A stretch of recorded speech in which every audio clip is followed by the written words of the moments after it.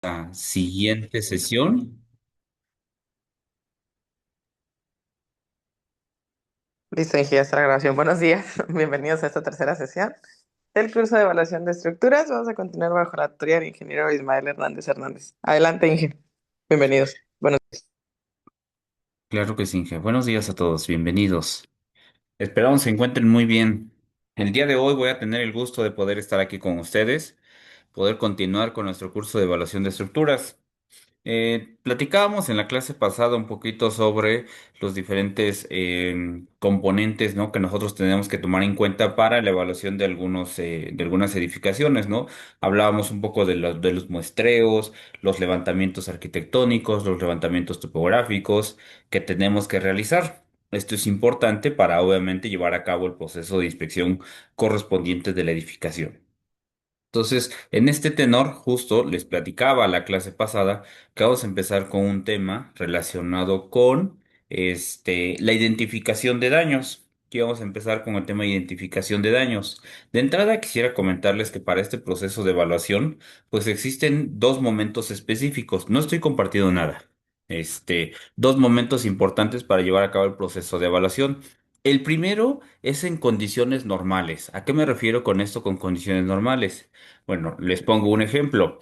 ¿Qué pasa cuando alguien quiere, por ejemplo, vender un departamento o quiere saber cómo está la edificación o va a ampliar, va a remodelar y todo?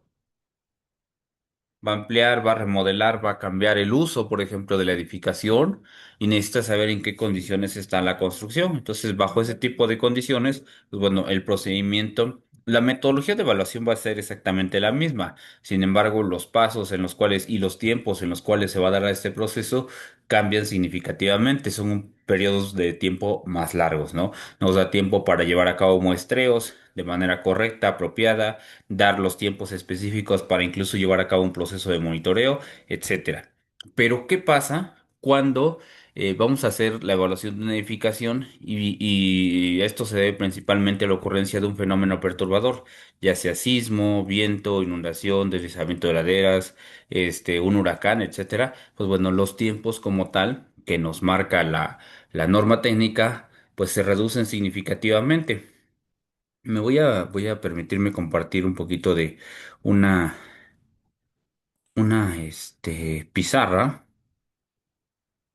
para poder comentar justamente esta condición, ¿no? Entonces, como les comentaba, el proceso de evaluación de las estructuras o de las edificaciones. Esto es importante porque tenemos que evaluar no solamente viviendas, edificios, sino también infraestructura, ¿no? Hablamos de puentes, carreteras, pues, muros de contención, canales, todo eso se tiene que evaluar después del impacto de un fenómeno. Entonces, les decía, en condiciones normales, este, y tenemos en emergencia, en el caso de alguna emergencia, ¿no? Son los dos casos en los que nos vamos a encontrar. En condiciones normales, pues ya les decía, vamos a llevar a cabo un proceso adecuado, en tiempos son más largos, nos da tiempo de llevar incluso procesos de monitoreo, etcétera. Pero en el caso de una detención con emergencia, pues no, porque los tiempos se reducen significativamente. Y justo en el proceso de atención a emergencia, les voy a presentar un par de formatos que existen al día de hoy para poder llevar a cabo este proceso de evaluación. De entrada es importante comentar los pasos. El primer paso que tenemos aquí, que se los voy a mencionar, es la evaluación temprana de daños, ¿no? Evaluación, perdón mi dislexia, temprana de daños. Esa es la primera, ¿sale?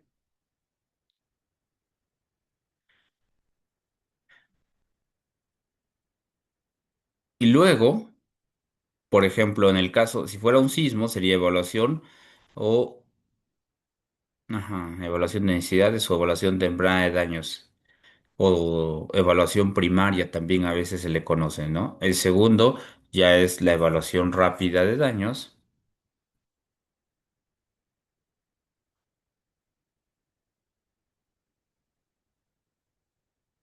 y luego sigue la evaluación de ingeniería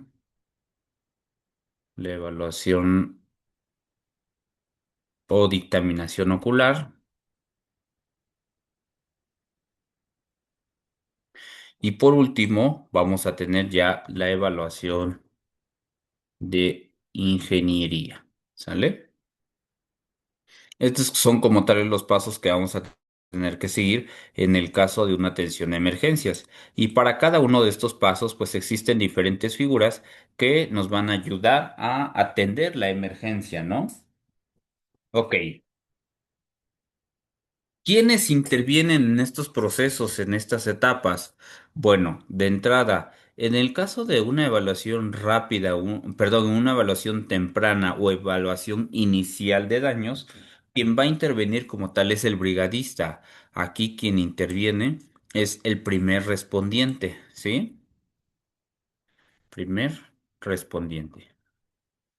Respondiente, sale. Que puede ser el personal el brigadista, el personal de protección civil, bomberos, policía, el de mantenimiento, el responsable del inmueble, etcétera, ¿no? Ellos son los que van a llevar este proceso de evaluación. Ahora, aquí es importante señalar algo. ¿Cuál es el objetivo de este proceso de evaluación temprana de daños? Y el objetivo va a ser evaluar la mayor cantidad de inmuebles, de edificaciones, de instalaciones o de estructuras en el menor tiempo posible, para dar certeza a la población sobre las condiciones de uso y ocupación. Ojo con esto es importantísimo. Porque en función de eso, pues bueno, viene el segundo proceso, la segunda etapa que vamos a realizar, ¿sale? Entonces, nuevamente lo comento, pregunta de examen. La evaluación temprana de daños tiene como objetivo evaluar la mayor cantidad de edificaciones en el menor tiempo posible, con la intención de dar certeza a la población sobre el uso y ocupación de las edificaciones, instalaciones, estructuras que tenemos evaluables, ¿no? Entonces, aquí es importante esto. Ahora, ¿quién lleva a cabo el proceso de evaluación rápida de daños? Bueno, normalmente la lleva a cabo personal técnico, ya con un perfil de evaluador, de ingeniero, de arquitecto, colegios de arquitectos, colegios de ingenieros, facultades de ingeniería, de arquitectura que existen, capacitado en el tema de evaluación rápida de daños. ¿Sale? Ahí está. Entonces, ahora, en este segundo proceso es importante comentar, en la evaluación temprana de daños, el primer respondedor o el primer respondiente normalmente no tiene experiencia o capacitación en el tema. Pues, si ustedes han visto, les ha tocado participar en estos procesos, pues normalmente el brigadista, pues es el que, y digo, no lo digo con un aspecto con un tema despectivo, pero a veces es el chavo el que saca copias, el IBM, ¿no? El que mandamos por las cocas, el que mandamos por las tortas, ese es el que mandamos a los procesos de capacitación. ¿Por qué? Pues porque es el que tiene más tiempo disponible. O es porque es el chavo que quiere aprender, que quiere capacitarse, que quiere salir adelante. Ah, pues mándalo a ese, ¿no? Y realmente, pues a lo mejor no tiene ningún perfil ni siquiera de administrativo, ¿no? Entonces, está estudiando la preparatoria o solo llegó a estudiar la preparatoria, la secundaria, etcétera. Entonces no tiene un perfil técnico, un perfil adecuado para estos procesos. Si tú le hablas de comportamiento dinámico de una estructura, disipación, distorsión, no te va a entender ni qué le hablas, ¿no? Entonces, en ese tenor, debemos entender que los procesos de evaluación en este primer punto van a ser básicamente de identificación de daños. Solamente ellos nos van a decir si el inmueble, la edificación o la instalación presenta o no presenta daños. ¿De qué tipo? No lo sabemos. Ellos no nos van a evaluar el comportamiento, no nos van a decir cuáles fueron los modos de comportamiento de la estructura, los modos de falla de la estructura, o nos van a decir cómo se comportó el material o el sistema estructural. Nada de eso, porque ellos no tienen esa experiencia o esa capacitación. Entonces, bueno, pero ya en este primer paso de evaluación, ellos ya nos van a indicar si, por ejemplo, durante el proceso de evaluación, identificaron fisuras, grietas, deformación, pandeo, vibración excesiva, vidrios rotos, puertas que no abran bien, etcétera. En este primer proceso, ellos ya nos van a decir si existen o no existen daños. ¿Se acuerdan que yo en una clase pasada les mencionaba en una pequeña gráfica el comportamiento que tienen las estructuras, ¿no? Y hablábamos sobre los diferentes, bueno, hablábamos de niveles de riesgo bajo, medio y alto, ¿no? Entonces, ellos nos van a decir si tiene o no tiene daños. Al identificarnos que la estructura no tiene daños, pues la estructura va a estar en este rango de ocupación inmediata. Entonces, con eso podemos ya pasar al siguiente punto. Si fuera necesario llevar a cabo el siguiente proceso de evaluación, ya podemos continuar si ellos identificaron daños. Si no identificaron daños, pues ya la ponemos en un segundo nivel de prioridad. ¿Por qué? Porque esta no presenta ningún tipo de daño, ¿no? Ya será un proceso de evaluación que haremos posteriormente, pero ya después de pasada la emergencia, ¿sale? Ya de entrada definimos que no hay daños. ¿Qué pasa si sí hay daños? Entonces pasaríamos al siguiente proceso de evaluación. Y ahí es donde ellos tienen que informar a las áreas, por ejemplo, de protección civil de los municipios para que Protección Civil lleve a cabo el segundo proceso de evaluación, la evaluación rápida de daños. Ahí es donde ya existe personal capacitado, donde ya entiende o ya comprende un poco el tema de los tipos de elementos estructurales que tenemos, el sistema estructural, bajadas de carga, hablamos de fisura, diferencias entre fisuras, fracturas, grietas, de pandeos, deformaciones, ya entienden los conceptos, no de una forma precisa, pero ya tienen un poco más de noción en el tema. Entonces, ellos llevan a cabo el segundo proceso de evaluación, ¿sale? En este proceso, segundo proceso, igual que en el proceso anterior, existe una clasificación: riesgo bajo, riesgo medio y riesgo alto. Riesgo medio y riesgo alto. ¿Sale? Ellos igual van a hacer este proceso de evaluación. Ahorita les voy a enseñar qué formato vamos a utilizar para esta segunda etapa, que es la evaluación rápida de daños. En este tenor, bueno, este personal llega al inmueble, hace el proceso de evaluación y al final entrega un formato donde nos entrega la clasificación de la edificación o del inmueble o de la instalación o de la estructura. Una vez que evaluamos y determinamos que el nivel de riesgo es medio o alto, tenemos que pasar al siguiente proceso de evaluación, que es la evaluación o dictaminación ocular. En este tenor, quien lleva a cabo este proceso de evaluación va a ser principalmente los directores responsables de obra. Aquí pueden entrar tanto el DRO como el corresponsable en seguridad estructural, pero lo ideal es que sea solamente el director responsable de obra quien lleve a cabo este proceso de evaluación. Bueno, ¿por qué lo hacemos de esta forma? Bueno, como ustedes saben, el número de directores responsables de obra o de corresponsables en seguridad estructural que existen en la ciudad, pues es limitado. Si tú asignas desde el inicio una estructura para un proceso de evaluación temprana a un corresponsable, vas a saturar a los corresponsables y no van a tener manera de cómo atender las edificaciones que realmente requieren la atención o el proceso de evaluación por parte del especialista. Entonces, bueno. Aquí sería el director responsable de obra quien va a llevar a cabo el proceso o dictaminación ocular. Igual ahorita les voy a mostrar el formato que se utiliza para este proceso de dictaminación. ¿Sale? Y por último, después de que evaluamos y si el DRO o el corresponsable quien lleva a cabo este proceso de inspección o dictaminación determina que el nivel de riesgo es medio o alto, es necesario entonces pasar a la evaluación de ingeniería, donde ya se hará todo lo que habíamos comentado en una clase pasada. Se harán los muestreos, extracción de núcleos, extracción de corazones, escaneo de la estructura, un levantamiento topográfico, levantamiento arquitectónico, calas, este, eh, no sé, un sondeo para determinar las propiedades mecánicas del suelo, el tipo de cimentación, etcétera. Ya todo eso entra en este proceso de evaluación de ingeniería. ¿Sale? De esa forma, si ustedes observan, lo que vamos a hacer es como un filtro, un filtrado. Vamos a ir haciendo un filtrado en el cual en cada una de las etapas se van a ir quedando algunas edificaciones. Todas aquellas que vayan saliendo de cada etapa en riesgo bajo ya no van entrando al siguiente proceso de evaluación y solamente se les va dando seguimiento a aquellas que presentan un nivel de riesgo medio o alto. Ok, hasta este punto, ¿tienen alguna duda, pregunta o comentario?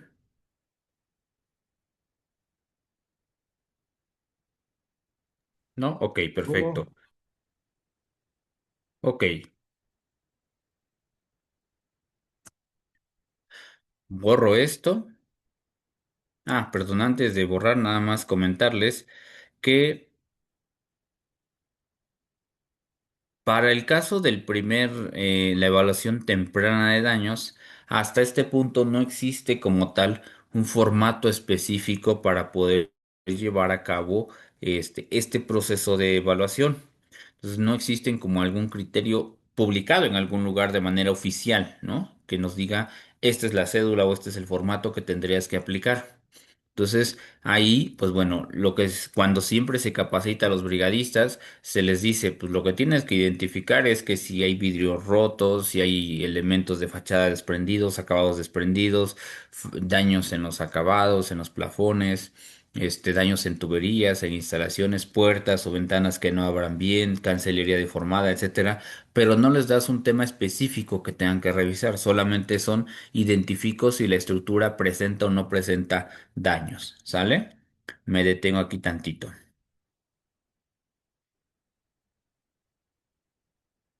Claro que sí, Inge Gumecindo, ahorita se las muestro.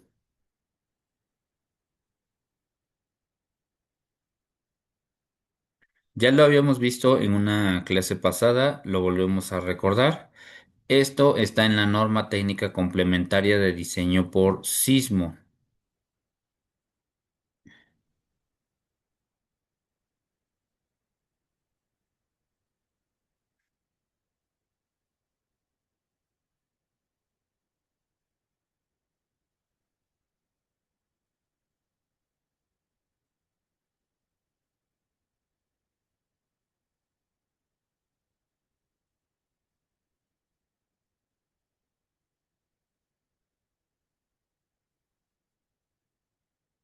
Aquí está.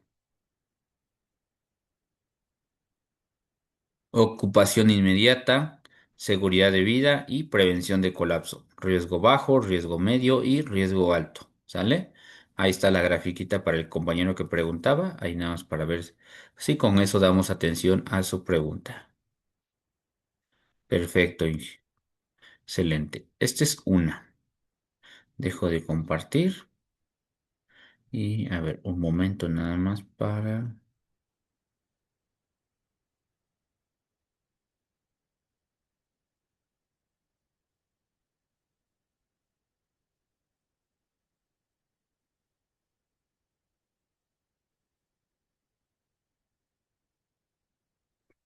mostrarles el formato que en algún momento se ha recomendado que se pueda ocupar para este primer proceso de evaluación.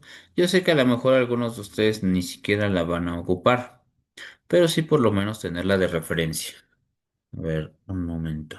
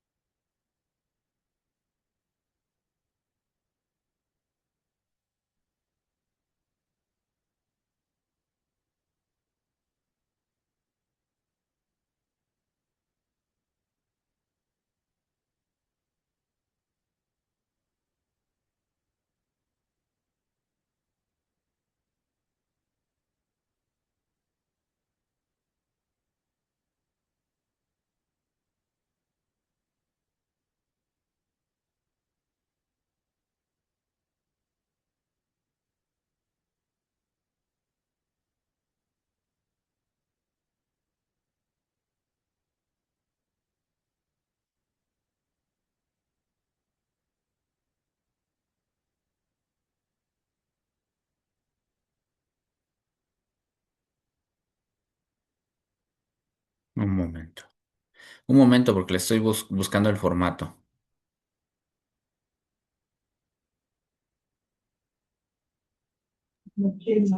Sí, Inge, me gustaría, por ejemplo, comentar de los 4 puntos que estamos viendo, justamente bueno, estamos llevando a cabo un proyecto del Estado de México en el Ujú. municipio de Tultitlán. hay problemas ahí de subsidencia en el fraccionamiento del Tultitlán. Entonces, justamente estamos en la evaluación de ingeniería, es decir, estamos pues realizando, ahorita estamos en el análisis estructural, pero pues sí, de entrada se realizó pues medición de los asentamientos, ¿no? O sea, el Sí. municipio tiene problemas se están hundiendo más que nada los edificios. Entonces, pues el objetivo pues es reducir y mitigar el riesgo, ¿no? Del municipio, más que nada del fraccionamiento.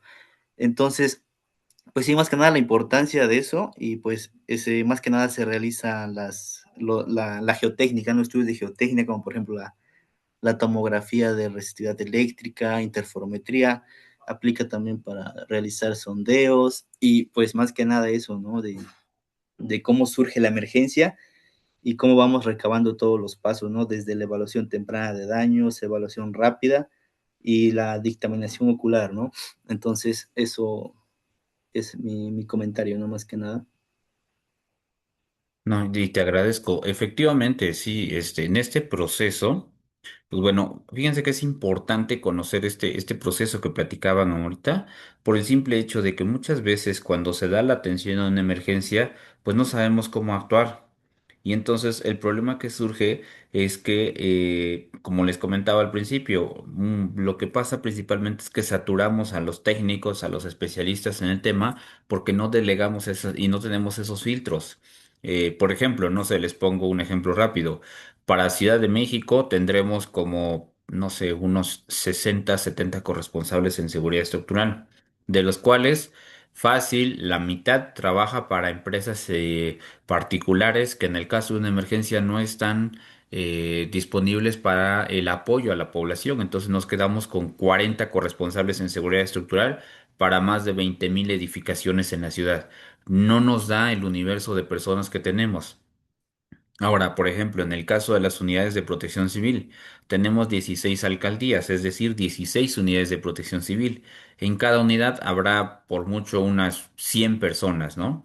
Pero de esas 100 personas, no todos son técnicos. Una parte son administrativos, otros atienden el tema de atención prehospitalaria, otra parte ve el tema de revisión de programas especiales. Entonces, no todos están capacitados en el tema. Hablamos de que efectivos técnicos que te evalúen daños en edificaciones, vas a tener 15 por mucho o 20. Vamos a suponer que 20, vamos a exagerar. No puedes mandar a los brigadistas solos, entonces serían células de 2 personas. Es decir, que por alcaldía tienes 10 personas para llevar a cabo procesos de evaluación. El universo de edificaciones que se tienen que evaluar son, es muy grande en una emergencia, entonces no te da el tiempo, por eso es importante llevar a cabo todos estos pasos para que al corresponsable o al personal del instituto o al DRO solo le asignes aquellas que realmente requieren un proceso de evaluación.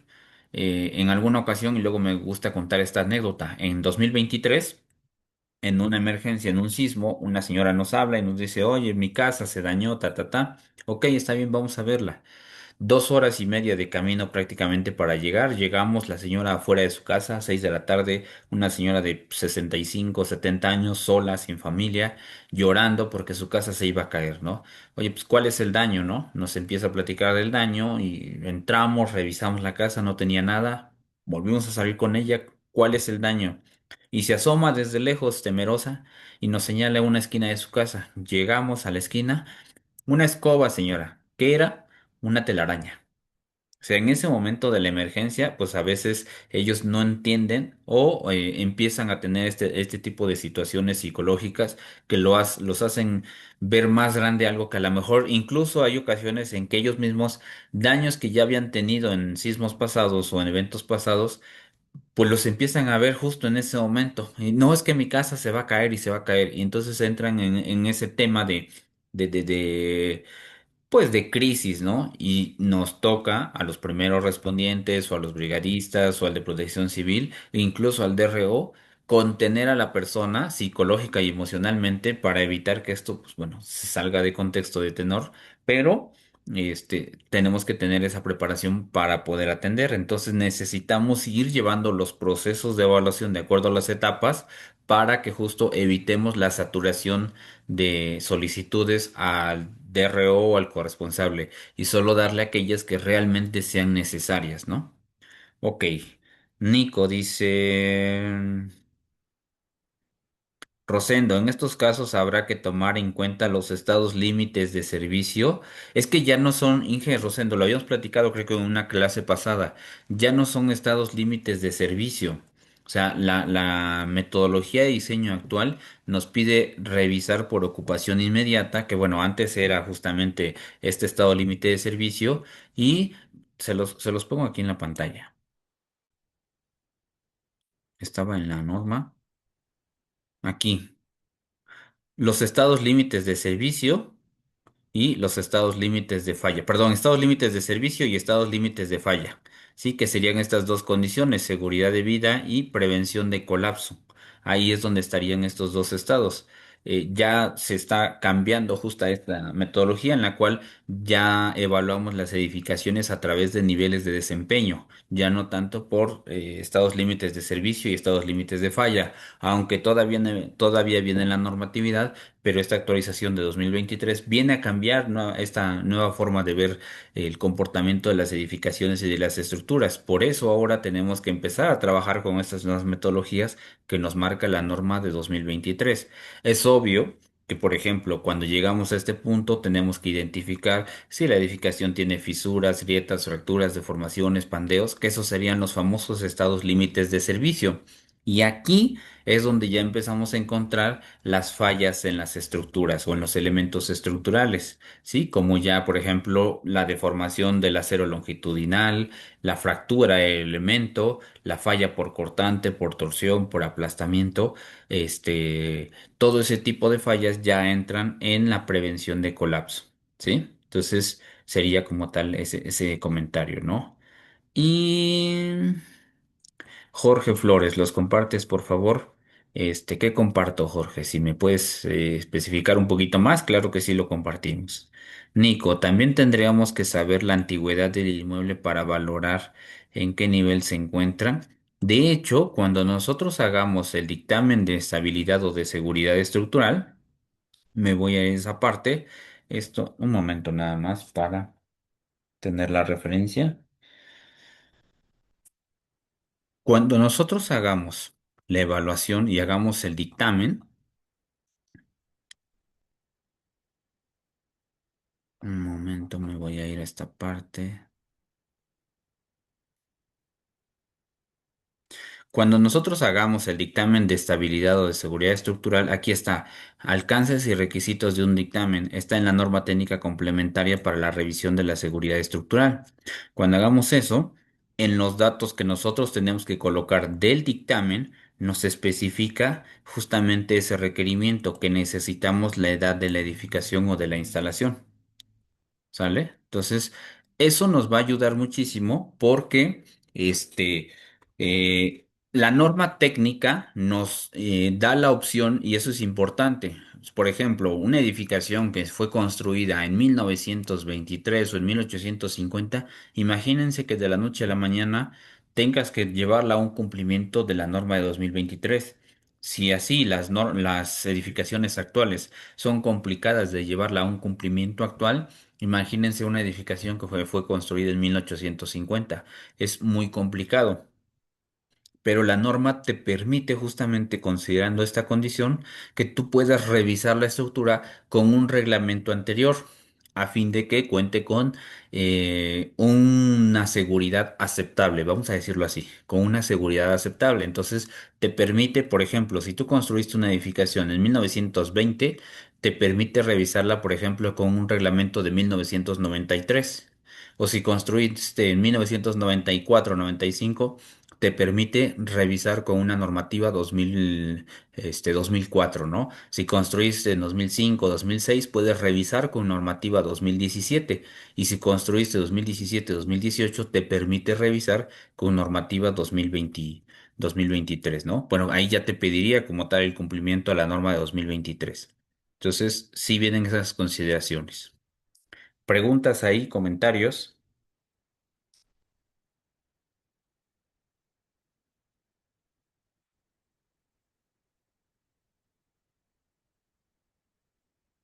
¿No? Ok.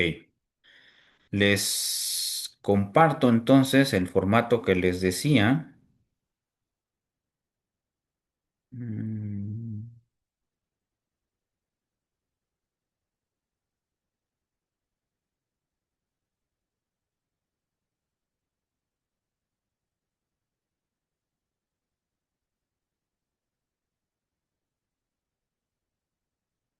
ok, dejo de compartir. Dice Jorge, los formatos. Sí, claro que sí. A eso íbamos justamente.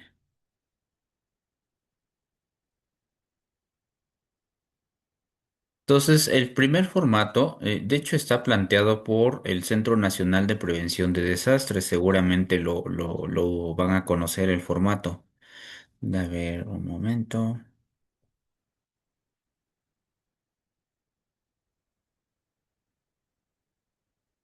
Listo. Este es el primer formato que se recomienda se pueda ocupar.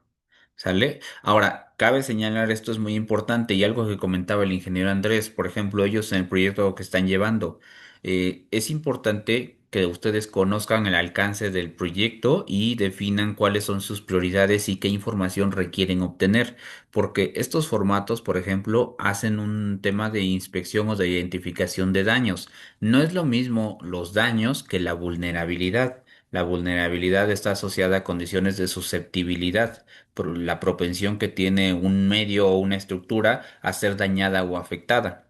Son condiciones completamente diferentes, ¿sale? Entonces hay que tener claridad en eso. Ahorita les voy a enseñar también un formato de vulnerabilidad para obtener temas de vulnerabilidad, pero principalmente me voy a enfocar en este.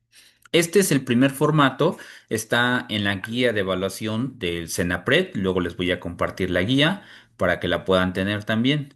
Es una guía que se recomienda para el primer respondiente. Y por ejemplo, aunque está enfocada a vivienda, también la podemos ocupar para inmuebles o para edificios. Forma de inspección posísmica, un tema de evaluación rápida, pero vean. Los primeros datos son datos generales del inmueble, ahí no tenemos mayor tema. En materiales nos pide en muros, tabiques o bloques con castillos, tabiques, adobe o bloques con postes de madera sin castillos, columnas y vigas de concreto. Si ustedes observan, el lenguaje que utiliza el formato es un lenguaje un poquito sencillo, simple, pero es justamente por eso, porque quien lo va a leer es una persona con poco conocimiento o con nulo conocimiento en temas de ingeniería, de construcción, de arquitectura. En techos dice concreto reforzado o losa maciza, bóveda de tabique y rellena de tierra, lámina, madera o palma. ¿Sale? Otros, número de pisos sobre el terreno, número de ocupantes, tipo de inspección, exterior únicamente, interior y exterior. Vean que para hacer la clasificación utiliza un lenguaje simple, concreto, rápido para poder llevar a cabo el proceso de clasificación.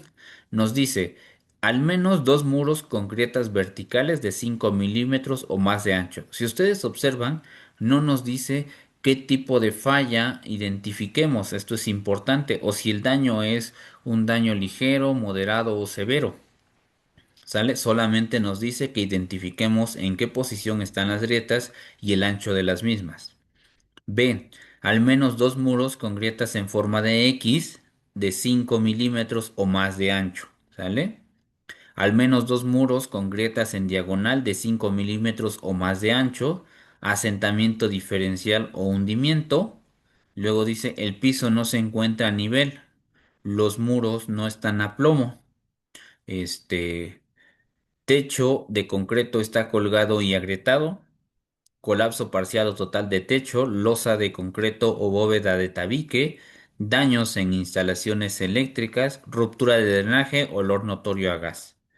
Vean nuevamente el lenguaje, el tipo de lenguaje que utiliza y el enfoque que utiliza para la identificación de daños. Solamente nos está diciendo si la edificación tiene o no tiene daños. Y en función de esto, pues ya vamos a clasificar como habitable o habitable sin restricción o no habitable.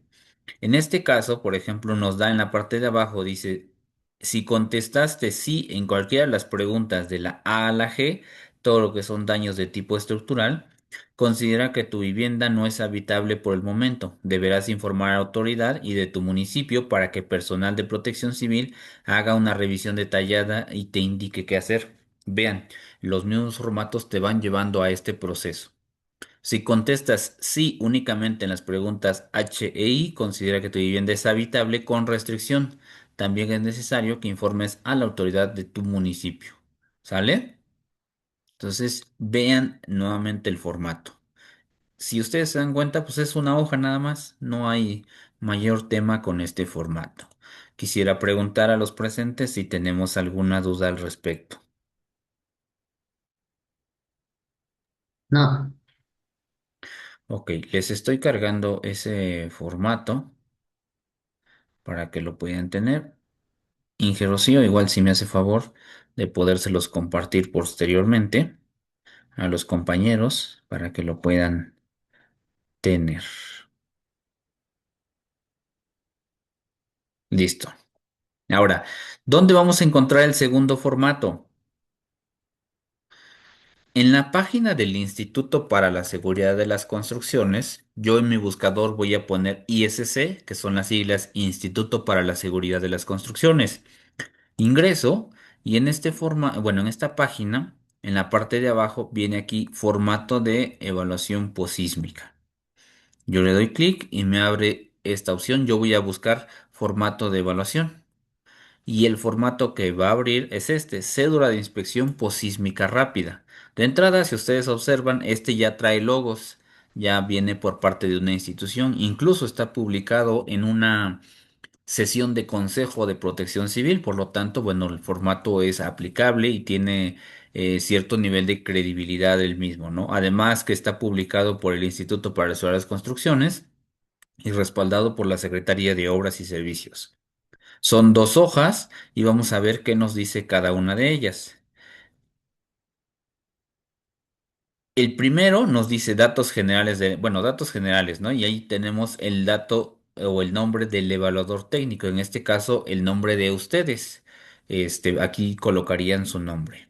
Después la profesión, ingeniero civil, ingeniero arquitecto, ingeniero constructor, ingeniero municipal, ingeniero civil militar, bueno, la profesión que ustedes tengan, la pueden, urbanista incluso, la pueden poner aquí. Es importante aquí tomar en cuenta que este formato debe ser llenado por personal con el perfil técnico.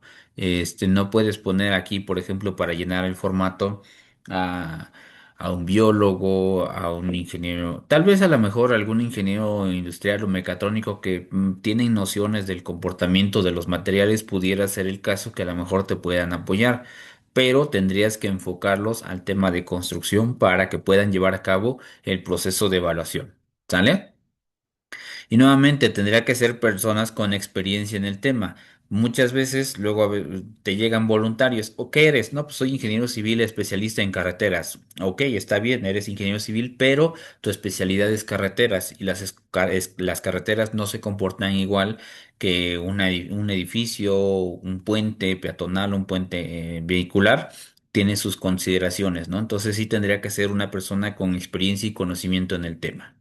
La clave del evaluador técnico, anteriormente esta clave venía formada por el número de cédula profesional, pero en 2017 se tuvo muchos problemas con la población porque pues, el evaluador iba en la mañana, revisaba, emitía la cédula y resulta que al mediodía temblaba una réplica.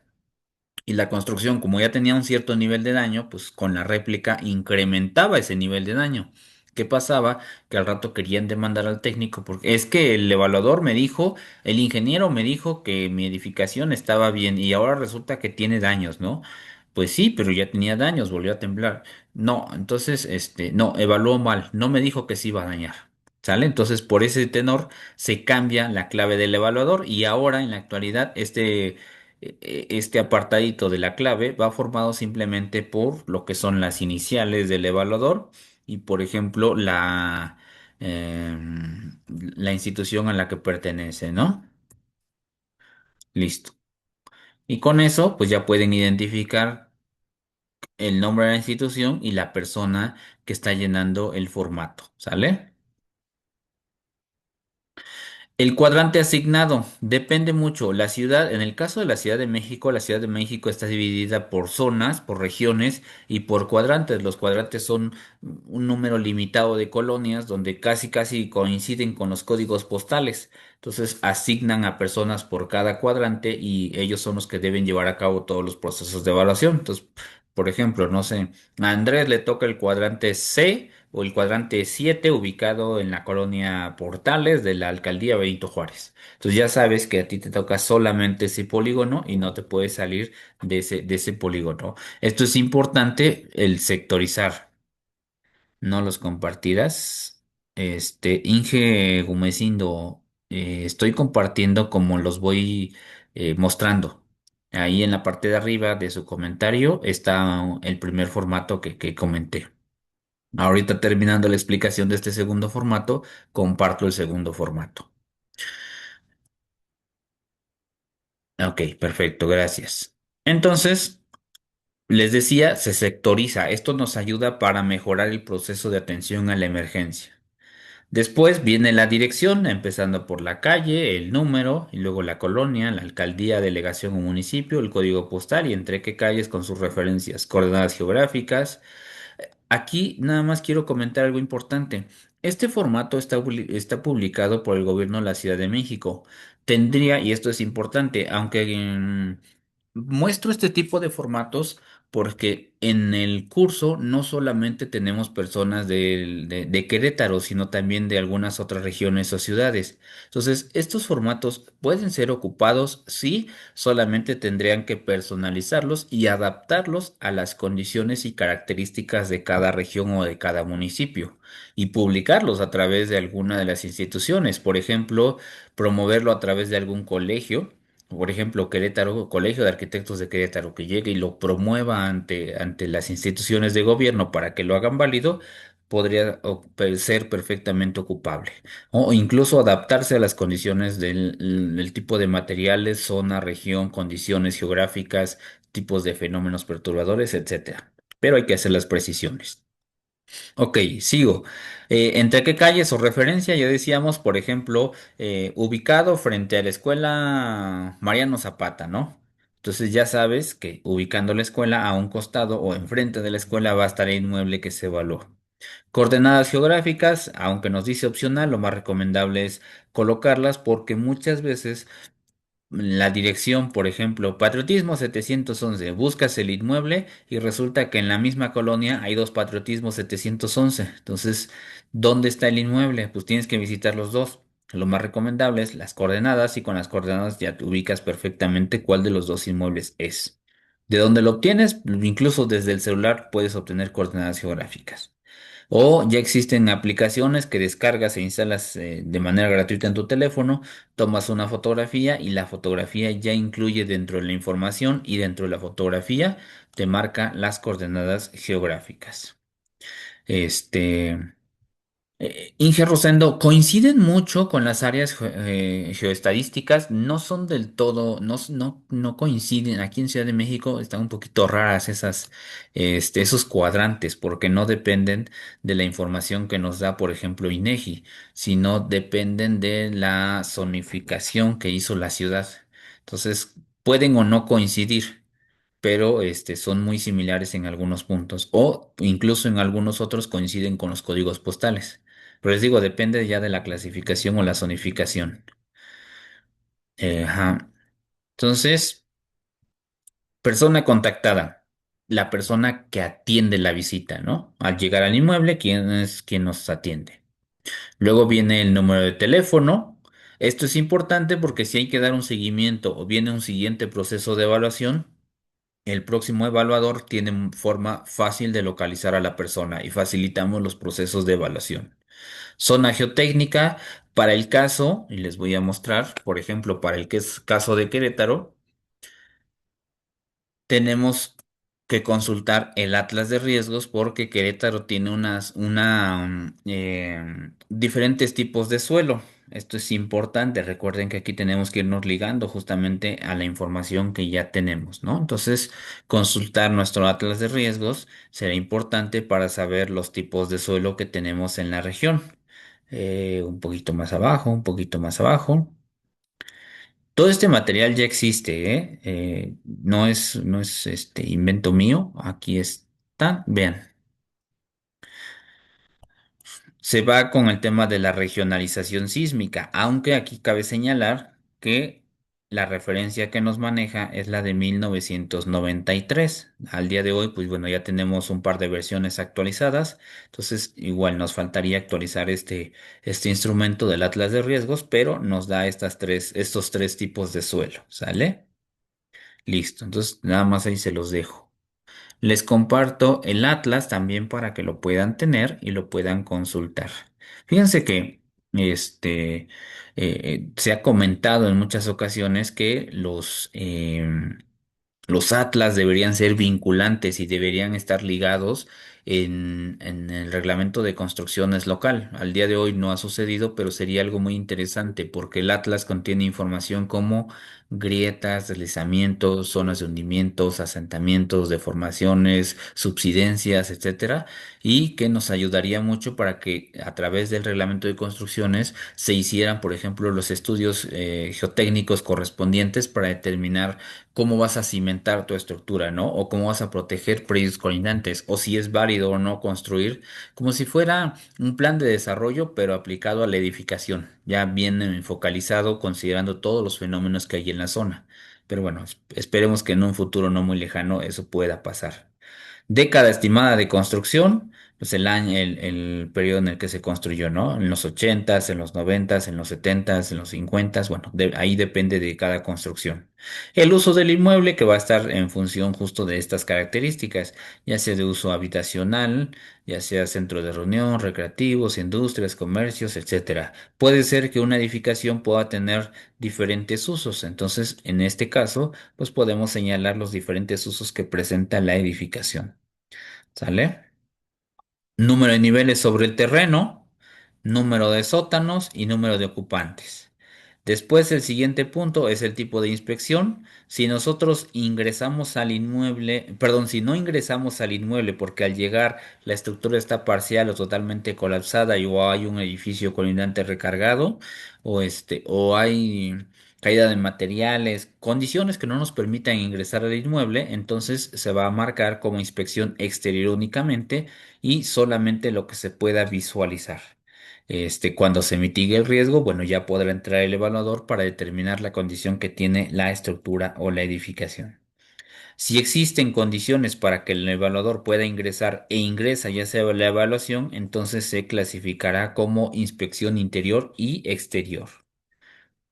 Después, abajo tenemos en el punto 2 el estado de la edificación y en el estado vamos a evaluar todos estos puntos que vienen aquí. Entonces, estos puntos realmente van a ser muy sencillos de poder evaluar y poder revisar. Ahorita en la presentación los revisamos un poquito más a detalle. ¿Dudas o preguntas con respecto a esto que llevamos hasta acá?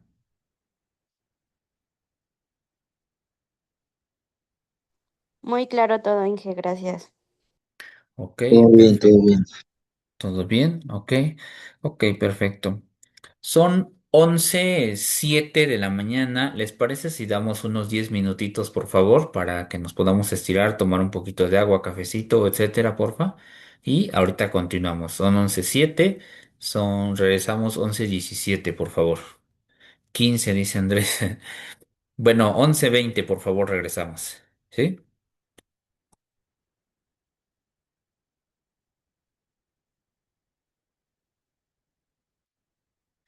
El link del Atlas.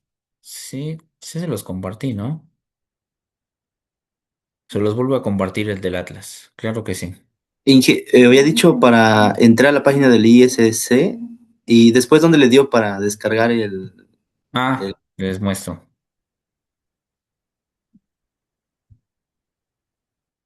A ver, mira. ISC, abres la página del instituto, es la primera que te va a dar. Ok. Entras a la página del instituto, bajas tantito y aquí viene formato de evaluación. Le das Ah, clic y viene formato de evaluación. va, gracias. ¿Sale?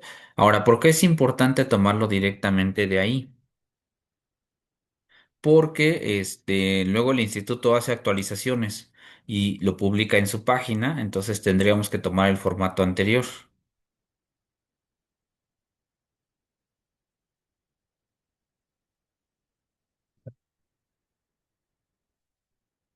El formato, perdón, actualizado.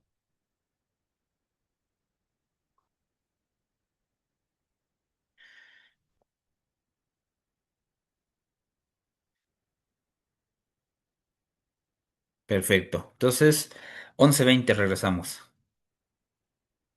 Gracias.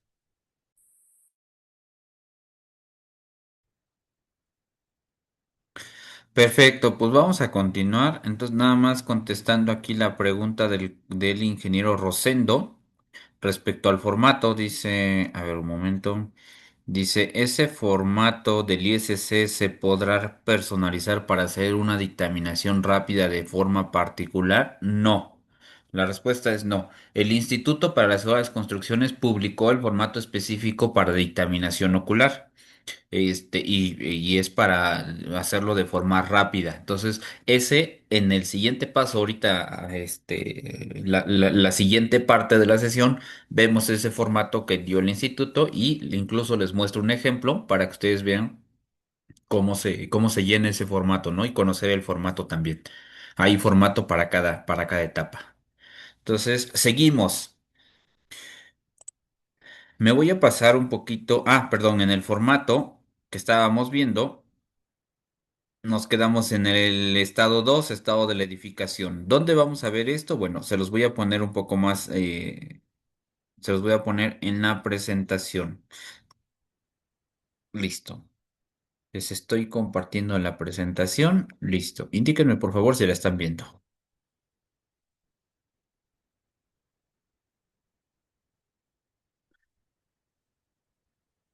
Sí, perfecto. Va, gracias. Entonces, inicio con esta diapositiva nada más para mostrarles que esto que les estaba comentando viene marcado en la norma técnica de evaluación para que ustedes vean que, pues todo viene normado, no es descubrir el hilo negro ni nada de eso porque ya viene, ya tiene un fundamento, ¿no? Entonces, en el caso de evaluación posísmica, les comentaba que el primer paso es la evaluación temprana o estimación temprana de daños, inicial de daños o evaluación primaria.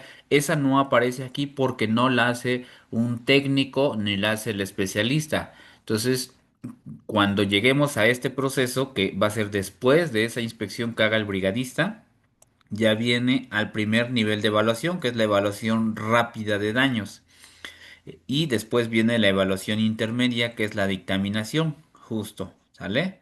Pues ahí se los pongo nada más para que sepamos que sí está normado y que viene en la normativa correspondiente. Ok, para este proceso de evaluación de daños vamos a tener como tal una clasificación y vamos a tener que identificar los daños en daños de tipo estructural, daños de tipo no estructural y daños de tipo funcional. Los daños estructurales son los que comprometen la estabilidad o la seguridad del sistema estructural, pueden comprometerlo y los daños van a estar, bueno, cuando nosotros identifiquemos daños en columnas, traves, losas, muros, en cualquier parte del sistema estructural, pues a eso le vamos a denominar daño de tipo estructural, ¿no? Una trave, una columna, una losa, un muro, un contrafuerte, un contraviento, un daño en un elemento de este tipo, pues puede comprometer la estabilidad o la seguridad de la edificación. El segundo son los daños de tipo no estructural. Estos daños más van a estar relacionados con la parte no estructural, es decir, todas aquellos elementos que no forman parte del sistema, ¿no? Que de ellos no depende la estabilidad o la seguridad. Básicamente el daño a uno de estos elementos no necesariamente representa una pérdida de estabilidad de la edificación. Vamos a hablar de daños en muros divisorios, en cancelería, vidrios, falso plafón, instalaciones eléctricas, hidráulicas, sanitarias, aire acondicionado, daños en mobiliario, en acabados, el desprendimiento de algunas losetas, todo eso forma parte del daño de tipo no estructural. Estos daños no comprometen la estabilidad de la edificación, pero ojo, estos daños sí pueden comprometer la vida de las personas. ¿Por qué? Bueno, imagínense que entras a un edificio que está estable, que es seguro, pero llegas, entras y ves que el falso plafón se está desprendiendo.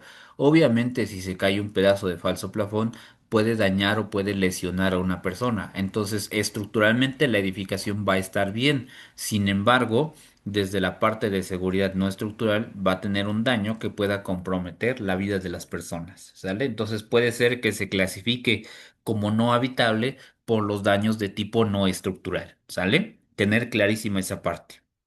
Y por último, son los daños funcionales, que están relacionados con la parte operativa del inmueble. Es decir, por ejemplo, si yo en el inmueble que trabajo necesitamos o dependemos principalmente de servicios de internet porque somos una agencia de viajes, ¿no? Les pongo el ejemplo, somos una agencia de viajes. Necesitamos el acceso al internet en todo momento porque si no el servicio no se puede brindar. ¿Qué pasa si después del impacto del fenómeno se va el internet en el edificio? Yo no podría prestar el servicio porque no hay condiciones para poder brindar ese servicio. Entonces, a eso se le conoce como un daño de tipo funcional, que implica una afectación a la capacidad operativa del inmueble. El edificio puede estar estable, estructuralmente estable, puede no tener daños de tipo no estructural, pero al no tener condiciones de operatividad, pues bueno, también sufre algún tipo de daño. A los que a nosotros nos van a interesar en este punto van a ser el daño de tipo estructural y el daño de tipo no estructural. Esos son en los que nosotros nos vamos a enfocar. Bueno, también es importante hacer esta definición. ¿Cuáles daños son los que nosotros vamos a reportar? Pues todos aquellos que puedan alterar o comprometer la seguridad y estabilidad estructural del inmueble y que pongan en riesgo a los ocupantes. Aquellas que nos permitan clasificar a la edificación como con colapso total o parcial, riesgo alto, riesgo medio o seguridad incierta. Para poder hacer esta clasificación necesitamos hacer una identificación del tipo de daños que estoy observando y en función de ello ya vamos a poder hacer la clasificación correspondiente. Para ello necesitamos conocer la diferencia entre estos tres conceptos: fisura, fractura o grieta. Si ustedes observan, la fisura es una abertura muy pequeña, superficial, que normalmente se da solamente sobre acabados y no afecta al elemento estructural, con espesores menores o aberturas menores a 2 milímetros. Entonces son aberturas o fisuras muy, muy, muy pequeñas, que incluso hay ocasiones en que también se pueden perder, o sea que como que te cuesta ubicarla en dónde está, pues bueno, esa sería como tal una fisura. Si quitas, por ejemplo, el yeso, el mortero, pues no toca el tabique, el block no se agrietó ni nada, entonces eso es una fisura, es solamente de tipo superficial, ¿sale? El segundo concepto sería grieta o fractura. Y esto, por ejemplo, lo relacionamos, yo luego les pongo el ejemplo. Imagínense que una persona, un chavo, va en la moto, se cae, se fractura la mano o el pie. Pues de entrada, cuando se levante no va a poder apoyarse en ese pie porque ya tiene una fractura. O sea, puede ser que perdió continuidad del hueso o el elemento, o la pierna, la mano, y no puede hacer esfuerzo porque no hay una transmisión entre las dos partes. Entonces, relacionémoslos de esa forma. En el caso de un elemento estructural, un muro, una columna, una grieta o fractura justamente representaría eso, una abertura más profunda que generalmente afecta al elemento, que se ve abierto, que podemos ver todo el espesor del material, incluso podemos ver el interior y pasa la luz y puede generar deformación o daño alrededor de esa fractura o esa grieta, ¿no? Lo explico en palabras sencillas, ¿no? Entonces, veamos que con las imágenes podemos referenciar estos daños. La fisura, pues sí, efectivamente es una abertura pequeña, superficial, que normalmente se da sobre acabados y puede ser por problemas de contracción, por temperatura, por humedad, por mala colocación del acabado, del mortero, etcétera. Y la grieta o la fractura es una abertura más grande que afecta todo el espesor del material y que puede sí comprometer la estabilidad o la seguridad de la edificación o del inmueble o de la instalación o estructura. ¿Sale? Pues esas son las dos diferencias para que podamos entender y poder de ahí llevar a cabo un proceso de capas de clasificación más apropiado. Y ahí les muestro una, una imagen que tomo de una de las presentaciones que nos da el doctor Oscar López Batis, en la cual muestra esta pequeña gráfica que nos muestra el comportamiento dúctil de los elementos, ¿no? Elementos sujetos a flexión. Si ustedes observan, y ya lo habíamos platicado incluso en una sesión pasada, las zonas, las diferentes zonas marcadas en colores, zona en color verde, amarillo y rojo, que nos representarían los niveles de riesgo de la estructura. Pero adicional a ello, nos muestran los niveles de daño que pueda tener la estructura. Entonces tenemos también los niveles de daño. Y esto me voy a detener tantito para poder vincularlo a lo que es la norma técnica complementaria.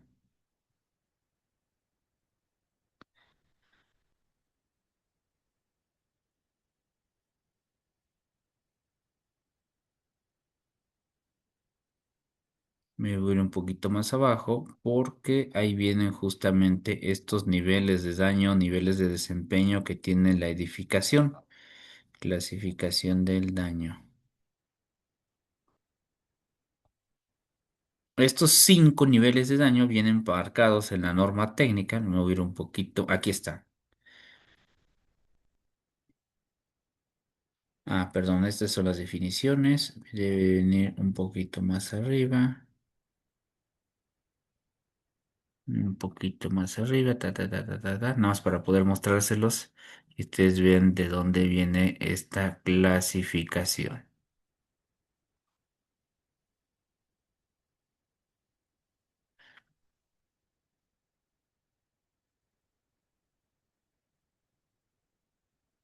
Un momento, un momento.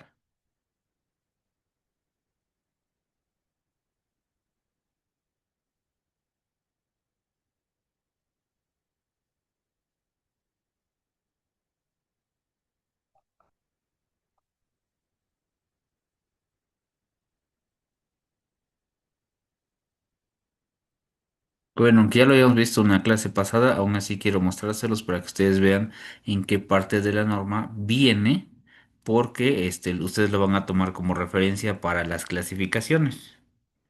Un momento. Antes, en lo que ubico la diapositiva, perdón, la página, quisiera preguntarles si tienen alguna duda, pregunta o comentario, respecto a lo que hemos comentado hasta este punto.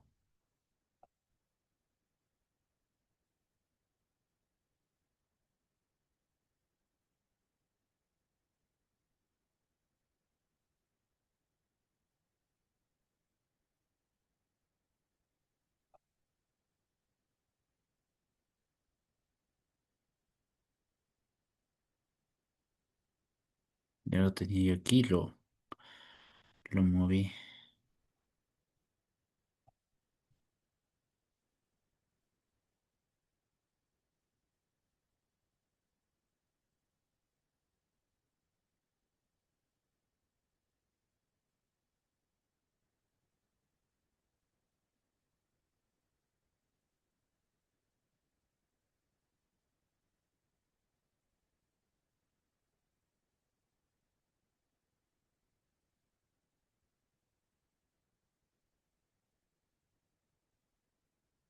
Un momento, aquí está.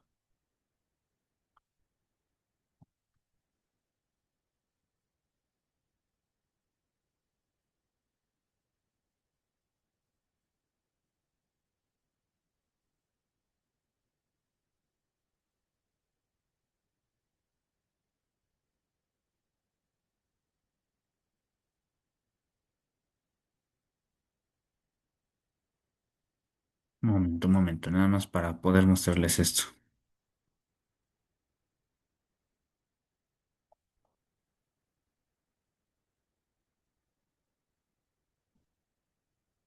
Ay, bueno, ahorita que están viendo ahí la presentación, nada más para que vean, en la norma vienen algunos métodos de reparación, que bueno, eso también es importante porque una vez que evaluamos la edificación o el nivel de daño que tiene la estructura, pues obviamente, por ejemplo, si hacemos un dictamen, necesitamos o un proyecto de rehabilitación o de reforzamiento, pues indicar justamente cuáles serían las alternativas que tienen para poder solucionar la problemática que se presenta.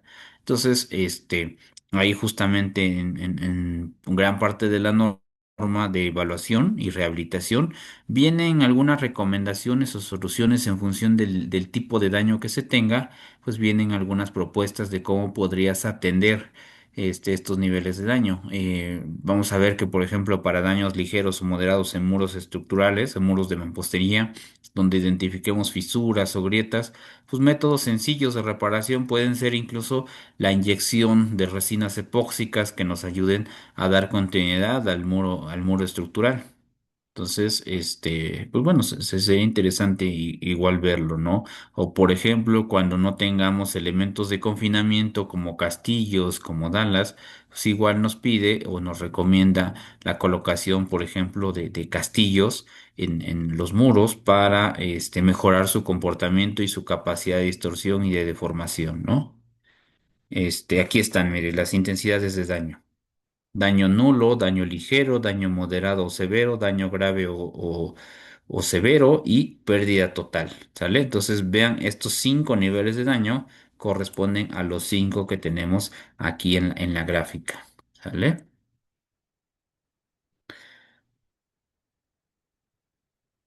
Dice Archivetti, de las grietas hay unas que son verticales, otras son horizontales y en escaleras hay cuál es la más peligrosa o cómo se puede clasificar. Ah, justo les comentaba, por eso es importante esta parte, porque la clasificación, vean, y aquí de la intensidad o la severidad del daño va a estar en función de los anchos de grieta. Vean. Entonces, por ejemplo, para daño moderado o daño intermedio, nos dice que el daño va a depender de qué. Dice, cuando afecta medianamente la capacidad estructural de la edificación. Ok, pero tendríamos que revisar que, por ejemplo, en traves y en columnas, las grietas ronden entre 0,5 y 1,5 milímetros y no identifiquemos aplastamiento del concreto o deformación del acero de refuerzo, ¿sí? O entre 1,53 en muros de concreto reforzado. En el caso de muros de mampostería, se considerará como daño moderado si las grietas están o rondan entre 1 y 1,5 milímetros hasta 5 milímetros. Y, y en el caso de mampostería simple o confinada, hasta 5 milímetros. ¿Sale? Entonces va a estar, si ustedes observan, la clasificación de la intensidad o la severidad del daño, va a estar principalmente relacionada a los espesores o anchos de grieta que ustedes observen. Por ejemplo, para daño grave, ahí lo vemos, para muros nos dice que eh,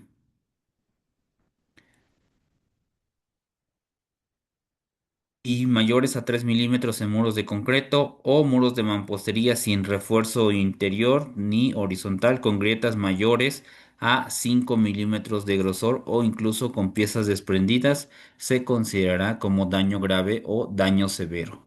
¿En función de qué va a estar? Pues justo de los anchos de grieta. Y entonces ahí sería importante tener a la mano nuestro fisurómetro, nuestro grietómetro para determinar los espesores y en función de ello llevar a cabo la identificación o clasificación del nivel de daño que corresponda para cada elemento estructural. ¿Sale? No sé si. Ah, y bueno, ahí, grietas horizontales, o verticales. Es importante que cuando hagamos un proceso de evaluación Archivetti, tenemos que identificar por qué se está generando la grieta. Hay que generar una hipótesis o la abertura. Por ejemplo, si es una grieta vertical entre una columna y un muro, probablemente sea una junta constructiva y estemos hablando de un muro divisorio o un muro que no está conectado a la estructura. Entonces sería una junta constructiva, básicamente. Si la grieta es horizontal, y la tenemos ubicada en la parte superior, probablemente sea la separación entre nuevamente el marco rígido, que sea la trave, y el muro.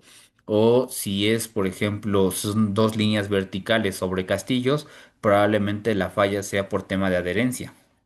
También es importante identificar qué es lo que está originando el tipo de grieta que se está generando para poder determinar si es de riesgo o no lo es. ¿Sale? Y tengo por ahí. Dice Jorge, en la reunión pasada comentaste que el corresponsable es el profesional especialista. ¿Esto está en algún reglamento, la clasificación, la descripción? Sí, claro que sí. Eso lo podemos encontrar en el reglamento de construcciones. A ver, un momento, déjenme ponerlo acá. Reglamento de construcciones. Debe de venir en el artículo 38. Vamos a ver. Mm, ok, ya. Auxiliar.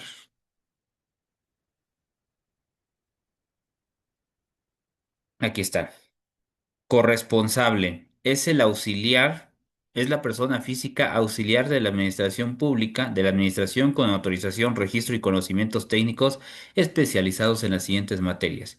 Y el primero es el corresponsable en seguridad estructural. Tratamos al corresponsable, corresponderá al instituto otorgar su registro y autorización. ¿Sale? Entonces ahí está. Y de hecho, si ustedes observan, aquí vienen como que los alcances y especificaciones y para qué se ocupa cada uno de los corresponsables. Vienen aquí dónde se requiere un corresponsable en seguridad estructural, qué alcances va a tener, cuándo otorgan su responsiva a los corresponsables, en este caso el de seguridad estructural, cuando suscribe una manifestación de construcción, un dictamen técnico de estabilidad o de seguridad estructural, constancias de seguridad estructural, procedimientos de construcción, todo eso lo hace el corresponsable en seguridad estructural y la definición viene en la parte de arriba. De hecho, también en la norma. Voy a detenerme tantito. Estoy en la página 1483.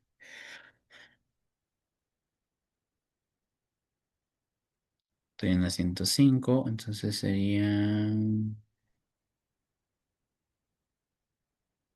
Nada más para mostrárselos porque si vienen las normas. Les decía, o sea, esto no se trata de buscar el hilo negro ni nada de eso, porque todo esto ya viene dentro de las normas. Entonces aquí solamente es buscarlo, ¿no? Corresponsable, nada más corresponsable en seguridad estructural. Y es viene una parte de abajo, ta. Quería yo ver si viene alguna definición adicional, pero no. No viene corresponsable en seguridad estructural así como definido, así como que un poquito más amplio, no. Es lo único que tenemos. Déjenme ver nada más si existe alguna definición adicional, pero yo que recuerden, no. Es esa la que viene nada más en el reglamento de construcciones. Vean, es todo lo que hay. ¿Vale? Tres. No viene una definición adicional. A ver, la anterior, perdón. No, ¿sale? Entonces ahí nada más para que lo tengamos. No sé si con eso dimos respuesta a la pregunta de Jorge. Ahí para que nos apoye. Y Archivetti. Ok, perfecto. Entonces me regreso a la presentación.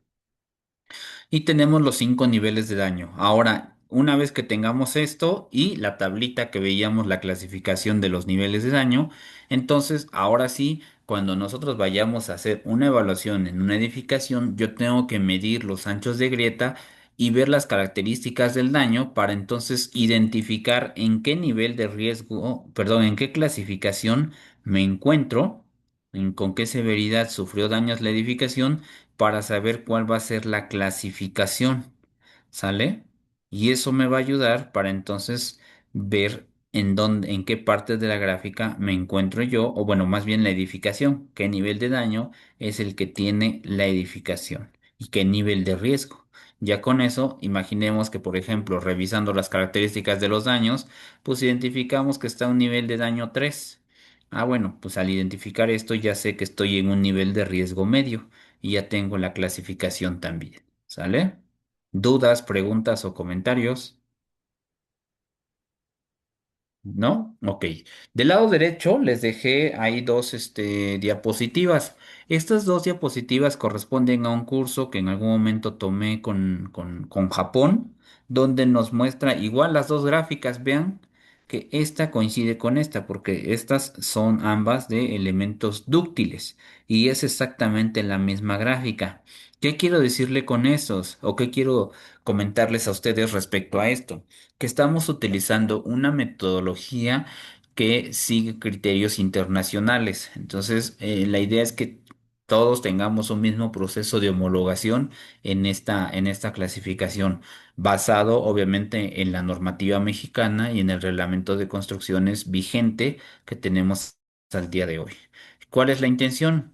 Que en algún momento, si por ejemplo Luis Armando, se va a donde vive Nico Chávez a evaluar, o Carolina, se va, por ejemplo, a donde vive José Andrés, pues bueno, ambos clasifiquen bajo el mismo criterio, tengamos el mismo criterio de evaluación y ya vimos de dónde lo estamos tomando. ¿Dudas o preguntas hasta acá? No, ok, perfecto. Vean que en algún momento, en 1992 que salió esta publicación, y le alcanzamos a ver, es el Manual de Evaluación Posísmica de la Seguridad Estructural de las Edificaciones, publicado en 1992 por el Instituto de Ingeniería de la UNAM, ya venía, por la facultad, de hecho, ya venía como tal esta clasificación que vemos ahí en pantalla, estos cinco. Pero pues no sé por qué no se había implementado, no se había considerado. Al día de hoy, pues bueno, es la metodología que está vigente y que tendríamos que utilizar para un proceso de clasificación a nivel inspección ocular. Si ya queremos una inspección más detallada, pues bueno, cuando hagamos el modelo matemático, ingresemos los modos de falla que tiene la estructura, los agrietamientos, el nivel de deterioro de la estructura, las propiedades o características actuales de la edificación, características mecánicas de la estructura, pues ya podemos hacer una clasificación un poquito diferente, pero ya enfocada al desempeño de la edificación, considerando el modelo estructural. De momento, todo esto que les estoy mostrando sería un proceso de clasificación o de inspección técnica ocular, ¿sale? Nada más para tenerlo claro.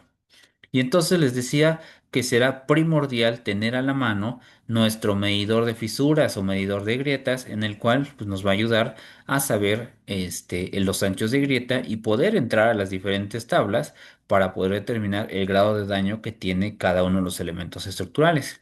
Vean que ahí en pantalla tenemos tres tablas. La primera corresponde a elementos estructurales de concreto, la segunda mampostería y la tercera de acero estructural. Oye, ingeniero, ¿y por qué en el caso de acero solamente vienen 2 grados de daño? Bueno, porque como ustedes saben, el acero tiene una gran capacidad de deformación, lo que me permite disipar energía y reducir el nivel de daño. Entonces, solamente voy a encontrar daños graves en las edificaciones de acero, ¿sale? Por eso es que en la metodología solo aparecen 2 grados de daño. Ok.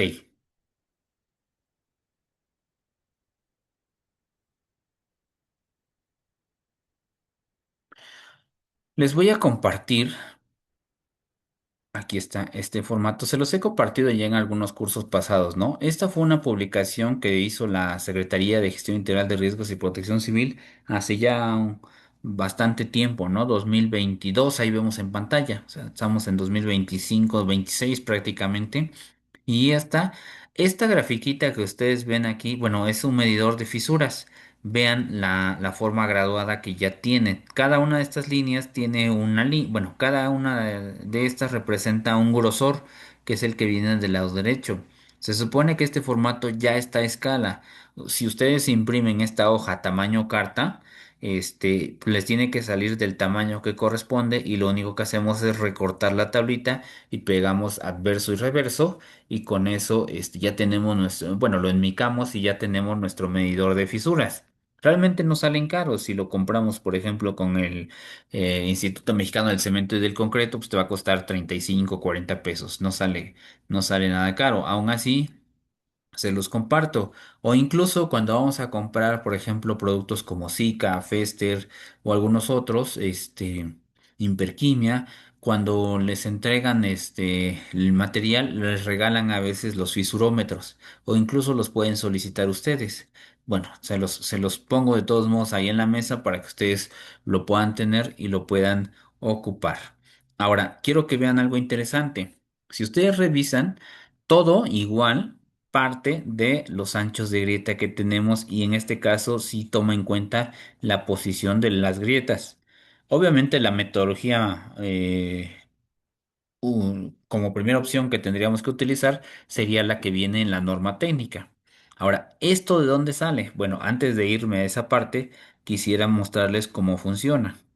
Yo tengo un muro de mampostería con una grieta diagonal que en este apartado, por ejemplo, tiene un espesor de 3 milímetros, ¿no? La abertura, 3 milímetros. Y es un muro de mampostería. ¿Sale? Entonces, ¿cómo entro aquí? Bueno, pues es fácil, ya sé que es un muro de mampostería, entonces la referencia va a ser solamente esta parte que tengo acá. Vamos a ver las características para saber en dónde queda clasificado este daño. Y para daños o daños ligeros o sin daños o riesgo bajo, pues nos venimos acá para ver cuál es la característica. Dice grietas inclinadas menores a 2 milímetros. Esta es de 3, entonces no queda aquí. Grietas inclinadas de entre 2 y 5 milímetros. Esta es una grieta inclinada que mide 3 milímetros. Por lo tanto, las características del daño quedarían en esta y subiendo, me voy a encontrar que la clasificación del daño para este muro que tengo acá sería riesgo medio o daños moderados. ¿Sale? Así de sencillo. ¿Tienen dudas con respecto a esto?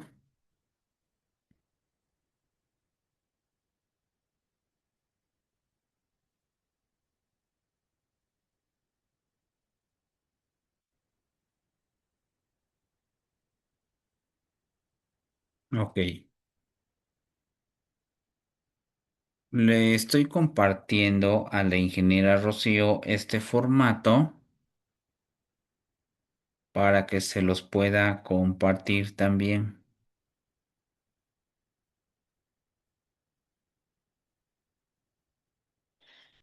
Sale, ya se lo compartí a la ingeniera Rocío y a ver de un momento para que de una vez lo tenga.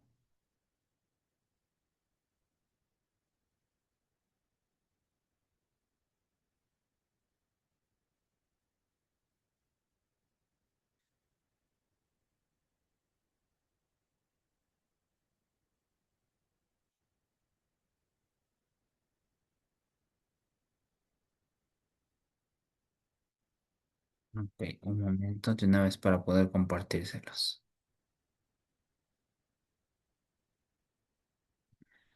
Sí, sí, se los voy a compartir.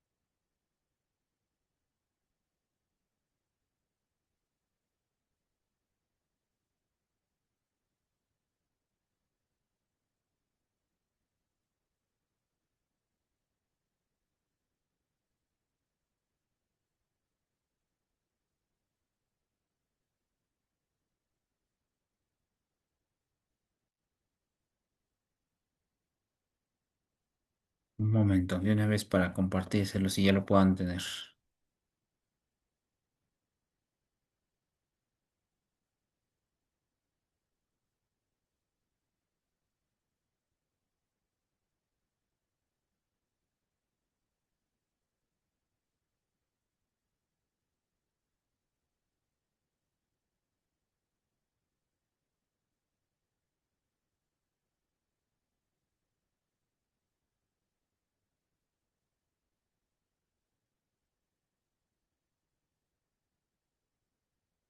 Listo. ¿Sale? Tengo una pregunta más y creo que nada más. Ok. Me regreso entonces a la presentación.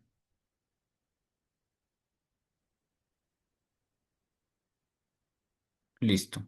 Entonces, este es el formato que les había mostrado anteriormente, el de la guía, que justo les mostraba lo que era el estado de la edificación.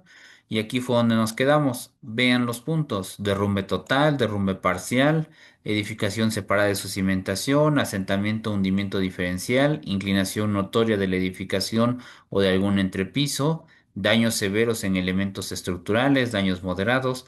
No me voy a poner a leer todos porque si no, bueno, nos vamos a llevar un rato. Entonces vean todos los que vienen acá y entonces justo por eso es donde tenemos que empezar a trabajar. Ahora, antes de poderme ir a esta parte, quería comentarles de la guía técnica porque no les compartí esa parte de dónde tomo la referencia.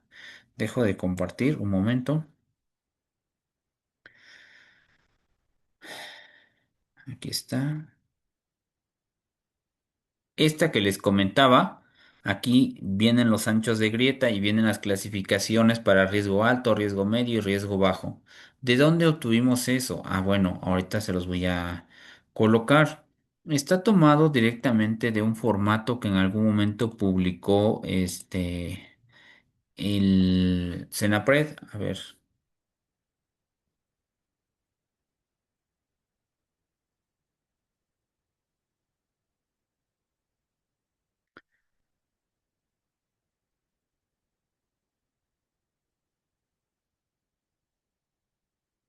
Seguramente conocen este otro formato y si no, bueno, se los pongo ahí en pantalla. Este formato es el formato de captura de datos para evaluación estructural. En algún momento se ha comentado que después de un sismo, pues este es el formato que realmente debería ocuparse. Sin embargo, si revisamos la cantidad de información que nos pide el formato, la verdad es que es bastante extenso y este formato no es nada práctico para evaluar de manera rápida posísmica o rápida después del impacto de un fenómeno perturbador, no nos dan los tiempos para llevar a cabo el proceso.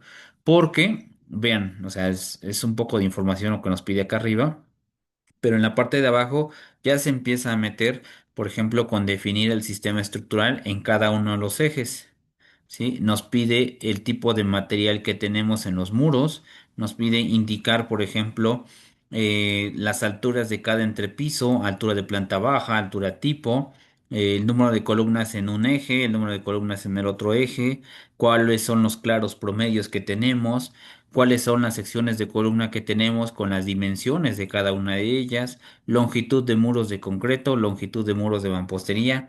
Imagínense medir una edificación de 2000 o 3000 metros cuadrados de 3, 4, 5, de 6, 7 niveles. La verdad es que no nos da el tiempo y en 30 minutos no alcanzamos a llevar a cabo el proceso de evaluación con este formato. Entonces, vean, por ejemplo, aquí nos pide los anchos de grieta y todo, ¿no? Y revisar el entrepiso más crítico. Este formato es muy bueno, pero no para una emergencia. ¿Por qué se los menciono? Bueno, porque justo relacionando un poquito lo que veíamos aquí en la guía técnica, mm, en la guía técnica,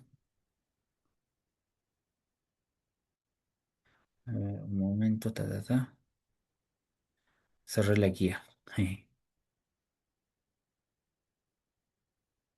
Aquí está. Esto que veíamos aquí de la clasificación, ¿de dónde lo tomo? Está tomado de acá, del manual del formato breve para captura de datos para evaluación estructural, que corresponde a este formato.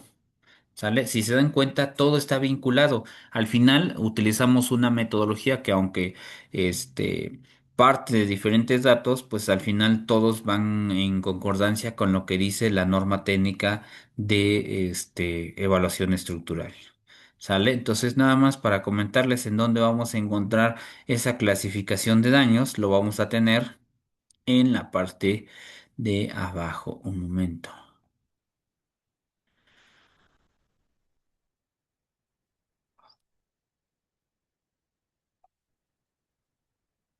Aquí están los niveles de daño que vamos a tener en la estructura. Y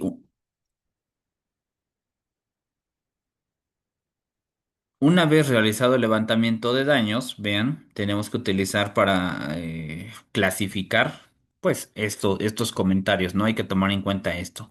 Colapso total se presenta cuando se considera que el equivalente o al 100% de la estructura o gran parte de ella se ha dañado o ha colapsado y que no existe posibilidad de reparación o que ya no es utilizable. Entonces, si nosotros vemos las imágenes, pues perfectamente nos damos cuenta que efectivamente prácticamente el 100% de la construcción ya no es ocupable, ya no es utilizable y que ya no tiene forma de reparación. Está clarísimo, ¿no? Pero vamos a tener también daño severo. Y aquí tenemos, por ejemplo, para muros de mampostería, daño grave deberá ser colapso total, grietas por cortante o grietas inclinadas mayores a 5 milímetros, grietas inclinadas en los castillos mayores a 1 milímetro. Vean que todo va a depender de el nivel de los anchos de grieta. Daño medio, igual para muros de mampostería o para columnas, traves y muros de concreto. Por ejemplo, para concreto encontramos grietas por cortante o grietas inclinadas de entre 1 y 2 milímetros o grietas por flexión de entre 2 y 5 milímetros. Para muros de mampostería, pues serán grietas de cortante, con anchos entre 2 y 5 milímetros o sin grietas inclinadas en castillos o menores a 1 milímetro. ¿Sale?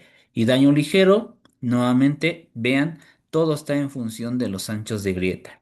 Entonces será importante que cuando ustedes hagan los procesos de evaluación, identifiquen estos anchos de grieta para poder clasificar de manera correcta la edificación. ¿Sale? ¿Dudas o preguntas con respecto a esto?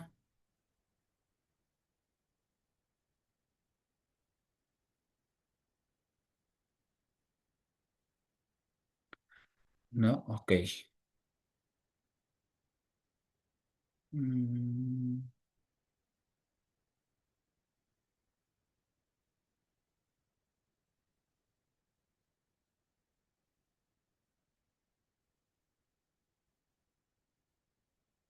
dice Rosendo, ¿eso es vivienda? No. Aparte está el de vivienda. A ver, déjenme ver. Ujú.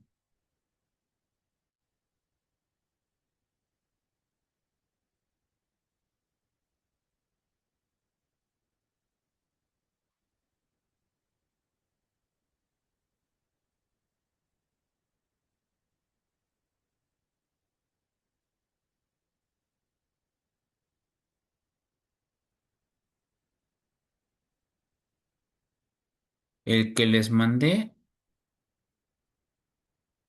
aquí está, vean. Este es el que yo les mandé, a ver si lo estamos viendo. Ahí está. Para evaluación estructural, ¿sale? Este es uno, este es para estructuras y edificaciones en general. Y aparte es el que es específico para vivienda. Son formatos y son manuales diferentes, ¿sale? Pero al final, dice, y de revisión estructural. No no te entiendo, Inge Rosendo.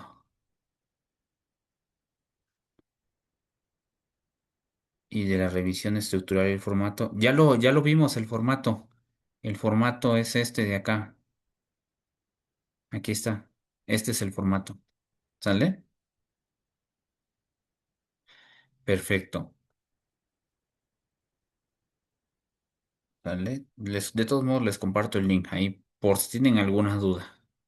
Ok, pero a lo que quiero llegar con todo este proceso, esta información que les he estado mostrando, es que ustedes se den cuenta que todo va a estar en función de los anchos de grieta que nosotros identifiquemos en el inmueble, en el lugar. La ventaja de la guía que yo les mostraba hace ratito, la voy a poner aquí, es que cuando nosotros vamos, inmediatamente que nosotros vamos identificando el daño y lo vamos midiendo, le damos la vuelta a este fisurómetro y ya en la parte de atrás ya trae el criterio. Entonces ya no tenemos que irnos al manual ni nada de eso, sino directamente desde acá ya podemos hacer la clasificación del daño del elemento estructural. ¿Sale?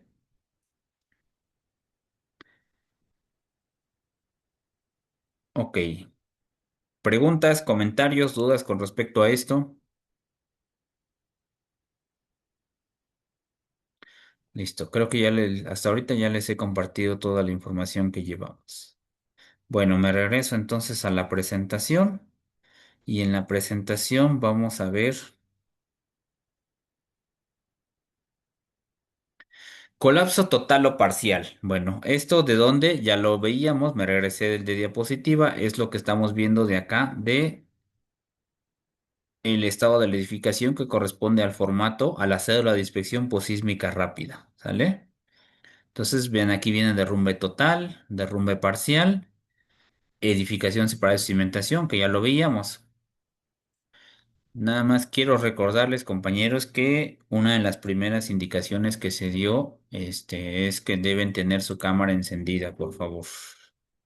Ok, entonces, vean, para colapso total, ya veíamos que se refiere a que presenta un daño equivalente al 100% de la estructura y que no existe posibilidad de reparación o que no es utilizable, ¿sale? Y vemos justamente dos imágenes que nos muestran esta condición. Perdón por las imágenes que estamos mostrando, pero se trata de hacer un poquito de conciencia, ¿no? Pido una disculpa por lo pesado de las imágenes. La imagen en la parte de abajo corresponde al Colegio Enrique Repsamen. Recordarán, en 2017 este colegio colapsó. Tuvimos desafortunadamente 27 personas fallecidas. Y vemos aquí esta otra imagen que nos representa igual un colapso de una estructura. Afortunadamente aquí, a pesar del daño, pues no se tuvo personas fallecidas. Vemos aquí una diferencia, esto es importante, entre lo que es derrumbe parcial y derrumbe total. Derrumbe total corresponde a que prácticamente el 100% de la estructura colapsó y no hay forma de reparación. En el derrumbe parcial, si ustedes ven la diferencia, hace referencia a que solo una parte de la estructura es la que sufre algún tipo de daño, que colapsa incluso, pero el resto de la estructura está de pie, ¿no? Entonces, vean la diferencia entre derrumbe total y derrumbe parcial. Sigo, vean ahí en pantalla. este, Derrumbe total y derrumbe parcial. Aquí, por ejemplo, ¿cómo clasificamos esta como derrumbe parcial? Pero alguien me puede decir, oye, Inge, pero pues colapsó toda la planta baja. Sí, pero si nos damos cuenta, de acuerdo a la definición, una parte de la estructura está de pie y el resto colapsó. Obviamente esta estructura se va a ir a un tema de demolición, pero bueno, hay que clasificarla en función de la característica que corresponda. Y a pesar de que, si ustedes observan, la estructura en algún momento fue reforzada. Tiene ahí un encamisado sobre las columnas de concreto. ¿Sale? Luego, edificación separada de su cimentación y corresponde a estas dos imágenes. ¿A qué nos referimos a esta parte? Bueno, hace referencia, por ejemplo, a las fallas por planta baja débil o piso blando, en la cual una parte de la estructura colapsa y se va hacia otro lado, en la cual queda separada la estructura de la cimentación. Y me va a parecer un poquito redundante, ¿no? Pero sí, a eso se refiere. Cuando la estructura se desplaza y la cimentación queda en un lado y la estructura o la edificación queda en otro lado. ¿Sale? Vean, inclinación notoria de la edificación o de algún entrepiso. Si ustedes observan, visualmente se puede identificar esta inclinación o este desplome notorio. Es obvio que si en algún momento queremos ser más precisos en el comentario, pues podemos llevar una plomada, podemos llevar un nivel topográfico, una estación total, un levantamiento con escaneo 3D, fotogrametría, etcétera. Bueno, pueden utilizar la técnica que ustedes consideren o requieran o para ustedes sea propia para determinar esta inclinación, ¿no? En un proceso de dictaminación, sí será necesario conocer el nivel de desplome de la edificación. En el caso de un proceso de dictaminación, ¿sale? Ok. Inclinación notoria, vemos incluso a veces nos podemos apoyar de predios colindantes para saber si existe o no esa inclinación. Es obvio que a lo mejor a simple vista no podamos determinar cuál de los dos edificios presenta esa inclinación, pero nos podemos apoyar de equipo o herramienta para por entrepiso ir revisando y sacar como una inclinación promedio para tenerlo como referencia, ¿sale? Entonces, pues ahí está también esta condición. En la parte de arriba, vean, está prácticamente pegado. Probablemente la edificación, esta, a lo mejor estás evaluando esta estructura, pues visualmente está bien y no tiene problemas, ¿sale? Pero resulta que por el predio colindante, por este recargón que tiene acá, puede comprometer la estabilidad de la estructura. ¿Por qué? Porque está induciendo una carga horizontal. Imagínense si vi una réplica. Esta cercanía entre los dos predios me puede provocar efectos de golpeteo entre predios colindantes, ¿sale?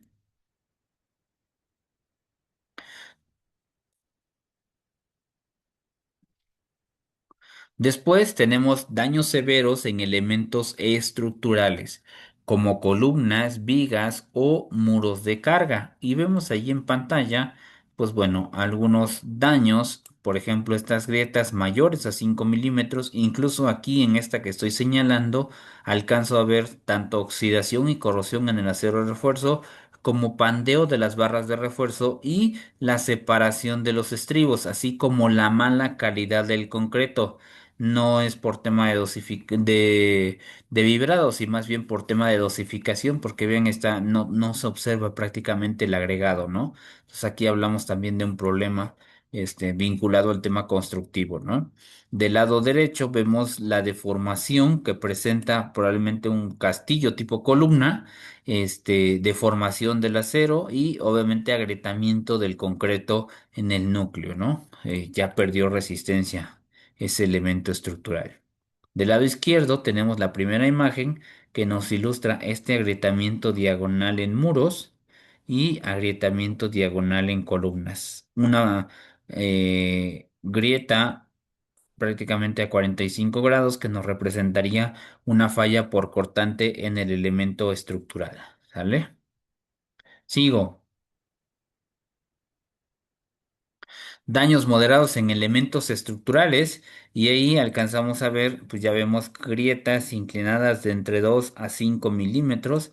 Esto me representaría un daño moderado en elemento estructural o en columnas de concreto, grietas inclinadas de entre 1 y 2 milímetros y vean, se alcanza a ver justamente este daño. ¿Por qué los vemos en ambos sentidos? Pues no, porque primero el sismo viene en un sentido y genera los daños, no en este sentido, sino los genera en este punto por los efectos de tensión. Y cuando el sismo regresa en este sentido, me induce los daños en las grietas de este lado por la tensión que se presenta en la columna. Esfuerzos de tensión y compresión. Después tenemos daños severos en en elementos de tipo no estructural. Y si ustedes observan, esa edificación está construida a base de columnas de concreto y losas planas. Los muros que tenemos ahí son muros divisorios. Vean en la imagen que tengo ahí señalada, se van a dar cuenta que no están conectados. ¿Por qué? Porque si ustedes observan la parte inferior de la cadena o de la trave, se van a dar cuenta que no existe residuo de material, evidencia de que este muro estuviera ligado a este sistema. O sea, simplemente es un muro de relleno que se colocó a tope para permitir para dividir espacios. Entonces, en el sismo, pues obviamente por la cercanía que tenía y por la falta de holgura, al moverse o al desplazarse el edificio, indujo carga y efectos de compresión en esta parte y es lo que provoca la falla del muro, pero ese muro es un muro divisorio, ¿sale? No proporciona rigidez y resistencia o no fue diseñado para transmitir o resistir efectos de rigidez en la estructura. ¿Sale? Daños moderados en elementos estructurales y ahí vemos desprendimiento de algunos acabados, vean, vidrios rotos, otra vez acabados, desprendimiento de algunos acabados, muros de tipo no estructural, agrietados, vean, ¿sí?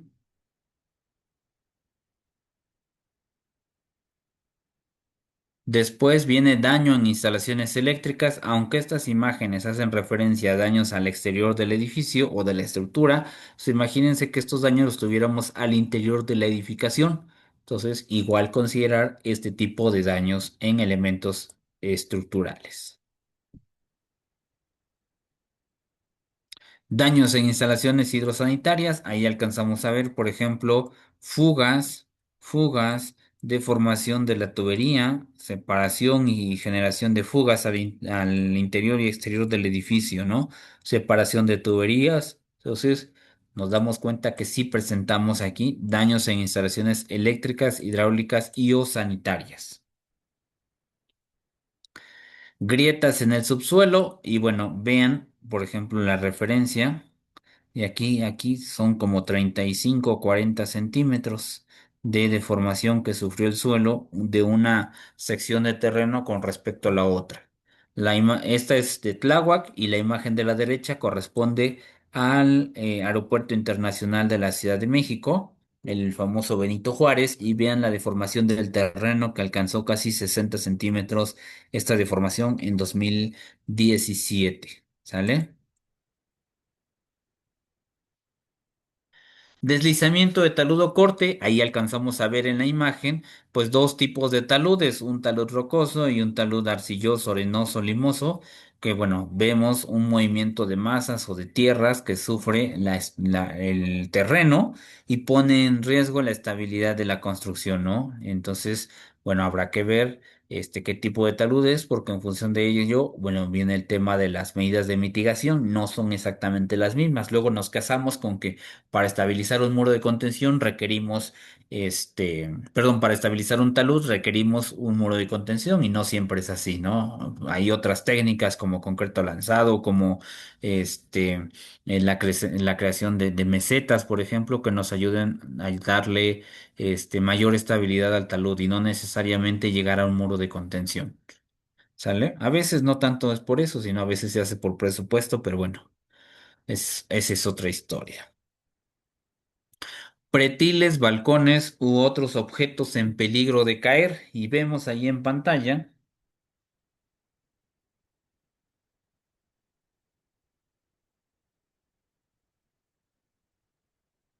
y vemos ahí en pantalla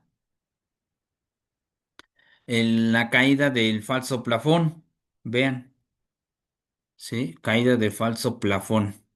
Este, nuevamente lo que les comentaba con anterioridad, esto no significa que pone en riesgo la estabilidad de la estructura, pero sí la vida de las personas, la seguridad de las personas. Imagínense que va pasando una persona y se le cae ese pedazo de yeso. Obviamente lo anda lesionando, o se le cae alguna luminaria, alguna lámpara, un pedazo de material, un perfil, etcétera, pues bueno, puede comprometer su vida, ¿no? Entonces, cuando identifiquemos este tipo de situaciones, tendremos que llamar al personal de mantenimiento para que se revise todo esto. Esto es importante, revisar los anclajes de todo el falso plafón, ¿no? Pretiles, balcones, otros objetos en peligro de caer, y ahí vemos en la imagen una escalera, que son de los elementos que más se dañan. ¿Por qué? Bueno, porque no hay un diseño adecuado, no hay un diseño correspondiente, o porque, por ejemplo, en construcciones antiguas, las escaleras solamente se incrustaban, se hacía una pequeña ranura sobre el muro para alojar parte del armado, y ahí se colaba la escalera, y pues bueno, si realmente tenemos un elemento que no está correctamente apoyado. Entonces, por eso, cuando viene un sismo, las escaleras son de los elementos que más se dañan y es donde vamos a alcanzar a notar del lado donde está conectada la estructura con el muro o la escalera con el muro, encontramos muchos agrietamientos o muchas grietas. Pero eso se debe principalmente al mal procedimiento constructivo que se tiene para la construcción de escaleras, ¿no?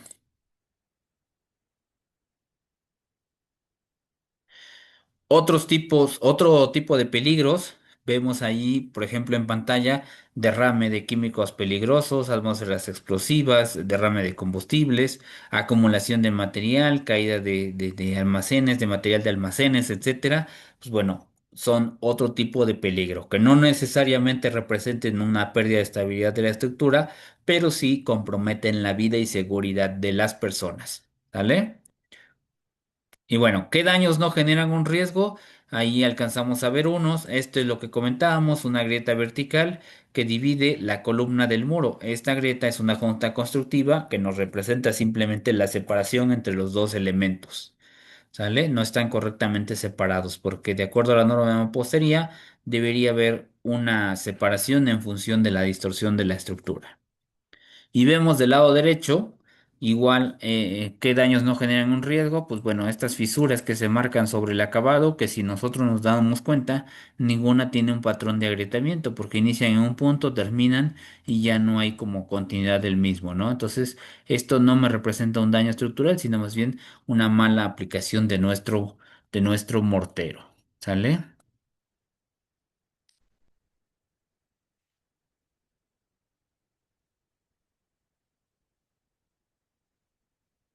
Dice Arqui Rafael, o el uso de muros gaviones que son jaulas de malla de acero rellenas con piedras bola colocadas de manera apilada con opción a muros de contención. Sí, sí, sí, sí, la verdad es que existen diferentes opciones. Anclajes incluso también en algunos, o la colocación de membranas para evitar la filtración de agua también le da estabilidad a los taludes, ¿no? Pero bueno, ya ahí depende de cada uno las opciones que elija. Vemos que otros tipos de daños no generan un riesgo, pues bueno, desprendimiento de losetas provocado por la expansión térmica o por la mala colocación del mortero, o la inducción de fisuras o grietas que son derivados de la colocación de instalaciones, ¿no? Son daños que no representan un riesgo para la edificación o para la estructura. Ok, perfecto. Hasta este punto tenemos dudas, preguntas y o comentarios.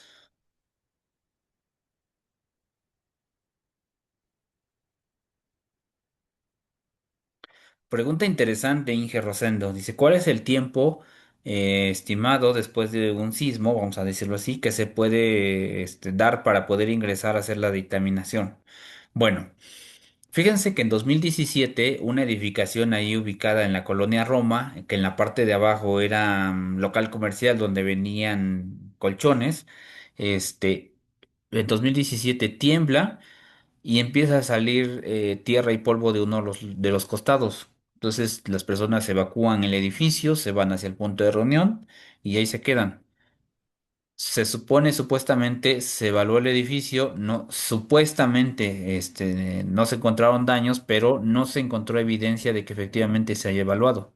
Es, bueno, eso tiempo después en el proceso de investigación. Pero bueno, regresando al punto, entonces evacúan las personas, se van al punto de reunión y alguien da la voz de regresar a las actividades. Una hora después del evento, ¿no? Se esperaban a que hubiera una réplica, pero la persona que da la voz les dice, espérense y ahorita regresamos. Una hora después del sismo, regresan y justo cuando están regresando, el edificio colapsa, ¿sí? Entonces, en algún momento alguien decía, oye, ¿qué tiempo tengo que esperarme? Y pues viendo eso decían, pues una hora. Y la verdad es que, pues, ¿quién te da certeza sobre ese tipo de situaciones? De entrada, yo les comentaba, cada vez que vamos a hacer un proceso de evaluación, un error que cometemos muy común es que llegamos y entramos a la edificación sin evaluar desde la parte externa las condiciones que presentó la estructura.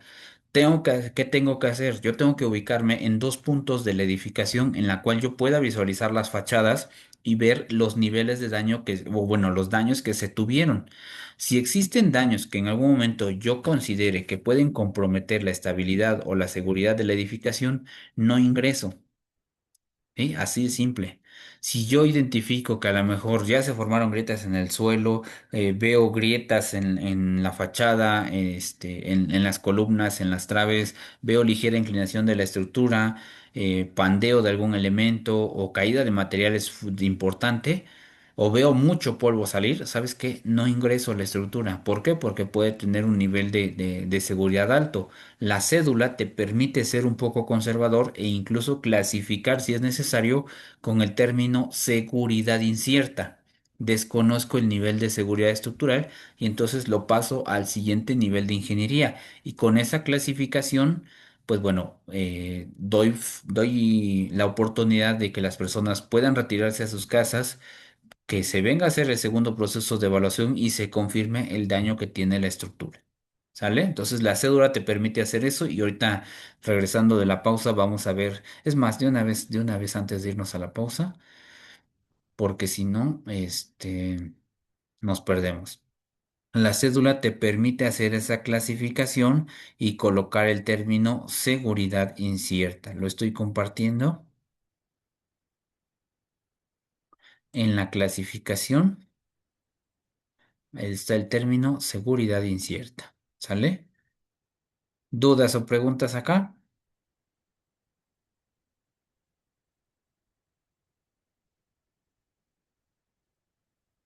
No, Nico, no hay algún tiempo estimado. O sea, puede o no puede haber.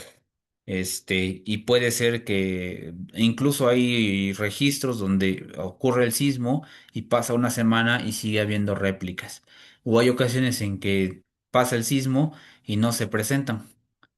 Entonces, depende de cada sismo, tiene características propias y diferentes. Entonces, lo que sí hay que hacer, pues, es estar monitoreando y estar al pendiente de las condiciones de seguridad de las edificaciones. Ok, perfecto. Son 12:25. Si no hay dudas, preguntas o comentarios, igual vamos dice Rosendo, la subsidencia sería otro factor. Sí, cuando hagamos la evaluación geotécnica, efectivamente tendríamos que considerar efectos de subsidencia. Si no hay dudas, preguntas o comentarios adicionales, vamos a dar 10 minutitos, son 12:26. Regresamos 12:36 para la última parte de la sesión. ¿Les parece? Perfecto. Ok, entonces regresamos. Dos, dice, déjenme ver, lo mando por correo, estoy genial que lo pudiéramos tener aquí, Hugo. Les comparto mi número de teléfono por si quieren compartirme el formato. Ahí está. Listo. Ya les compartí mi número en el chat por si lo necesitan, si lo ocupan. Sin tema, ¿eh? Podemos revisarlo. Dice Rosendo, ¿puedo utilizar este ejemplo para mi trabajo? Sí, adelante, Rosendo, sin ningún problema. Adelante, Anaí. Perdón, es que acabo de escuchar que apenas empezaste a grabar esta regresada a la sesión. No sé Los si, últimos minutos, sí. pero si alcanzó a grabarse la revisión de tu formato con... Vamos a hacer otro ejemplo para la siguiente sesión, o sea, no se queda ahí, porque tenemos todo el material que ver. Ah, ok. Ujú. Bueno, muy bien, gracias. Al contrario, Anaí. Dice Jorge Flores, ¿te enviamos la tarea del centro comercial? No, la tarea la vamos a revisar en la siguiente sesión. Les voy a preguntar algunas cosas. Les decía que les voy a entregar como un pequeño cuestionario donde ustedes tienen que contestar para corroborar que efectivamente hayamos visto el video. ¿Sale? ¿Alguien más? ¿Comentarios, dudas, quejas, sugerencias? ¿No? Ok, perfecto. Pues entonces, si no hay más, dejamos hasta aquí la sesión del día de hoy y nos veríamos el siguiente sábado 13 de diciembre. A ustedes, muchísimas gracias por estar aquí el día de hoy. A nombre de la empresa GeoCaps, el Colegio de Arquitectos del Estado de Querétaro y un servidor, ingeniero Ismael Hernández, damos las gracias por estar en esta sesión. Muchísimas gracias a todos y nos vemos en la siguiente ocasión. Gracias a todos.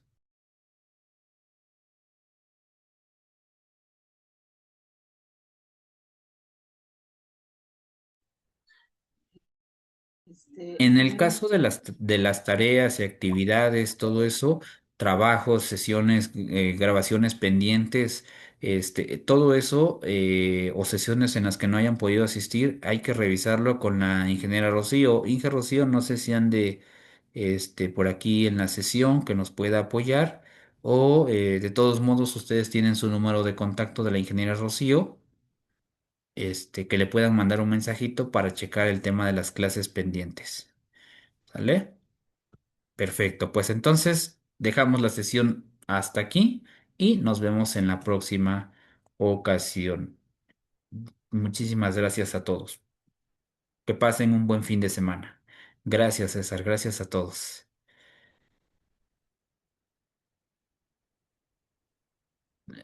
Caro, si no, ahí tienes mi número, igual mándame un mensajito y te comparto su número de contacto por si no te contesta ahorita. Perfecto, nos vemos, buen fin de semana, nos vemos, que disfruten su sábado y domingo. Gracias.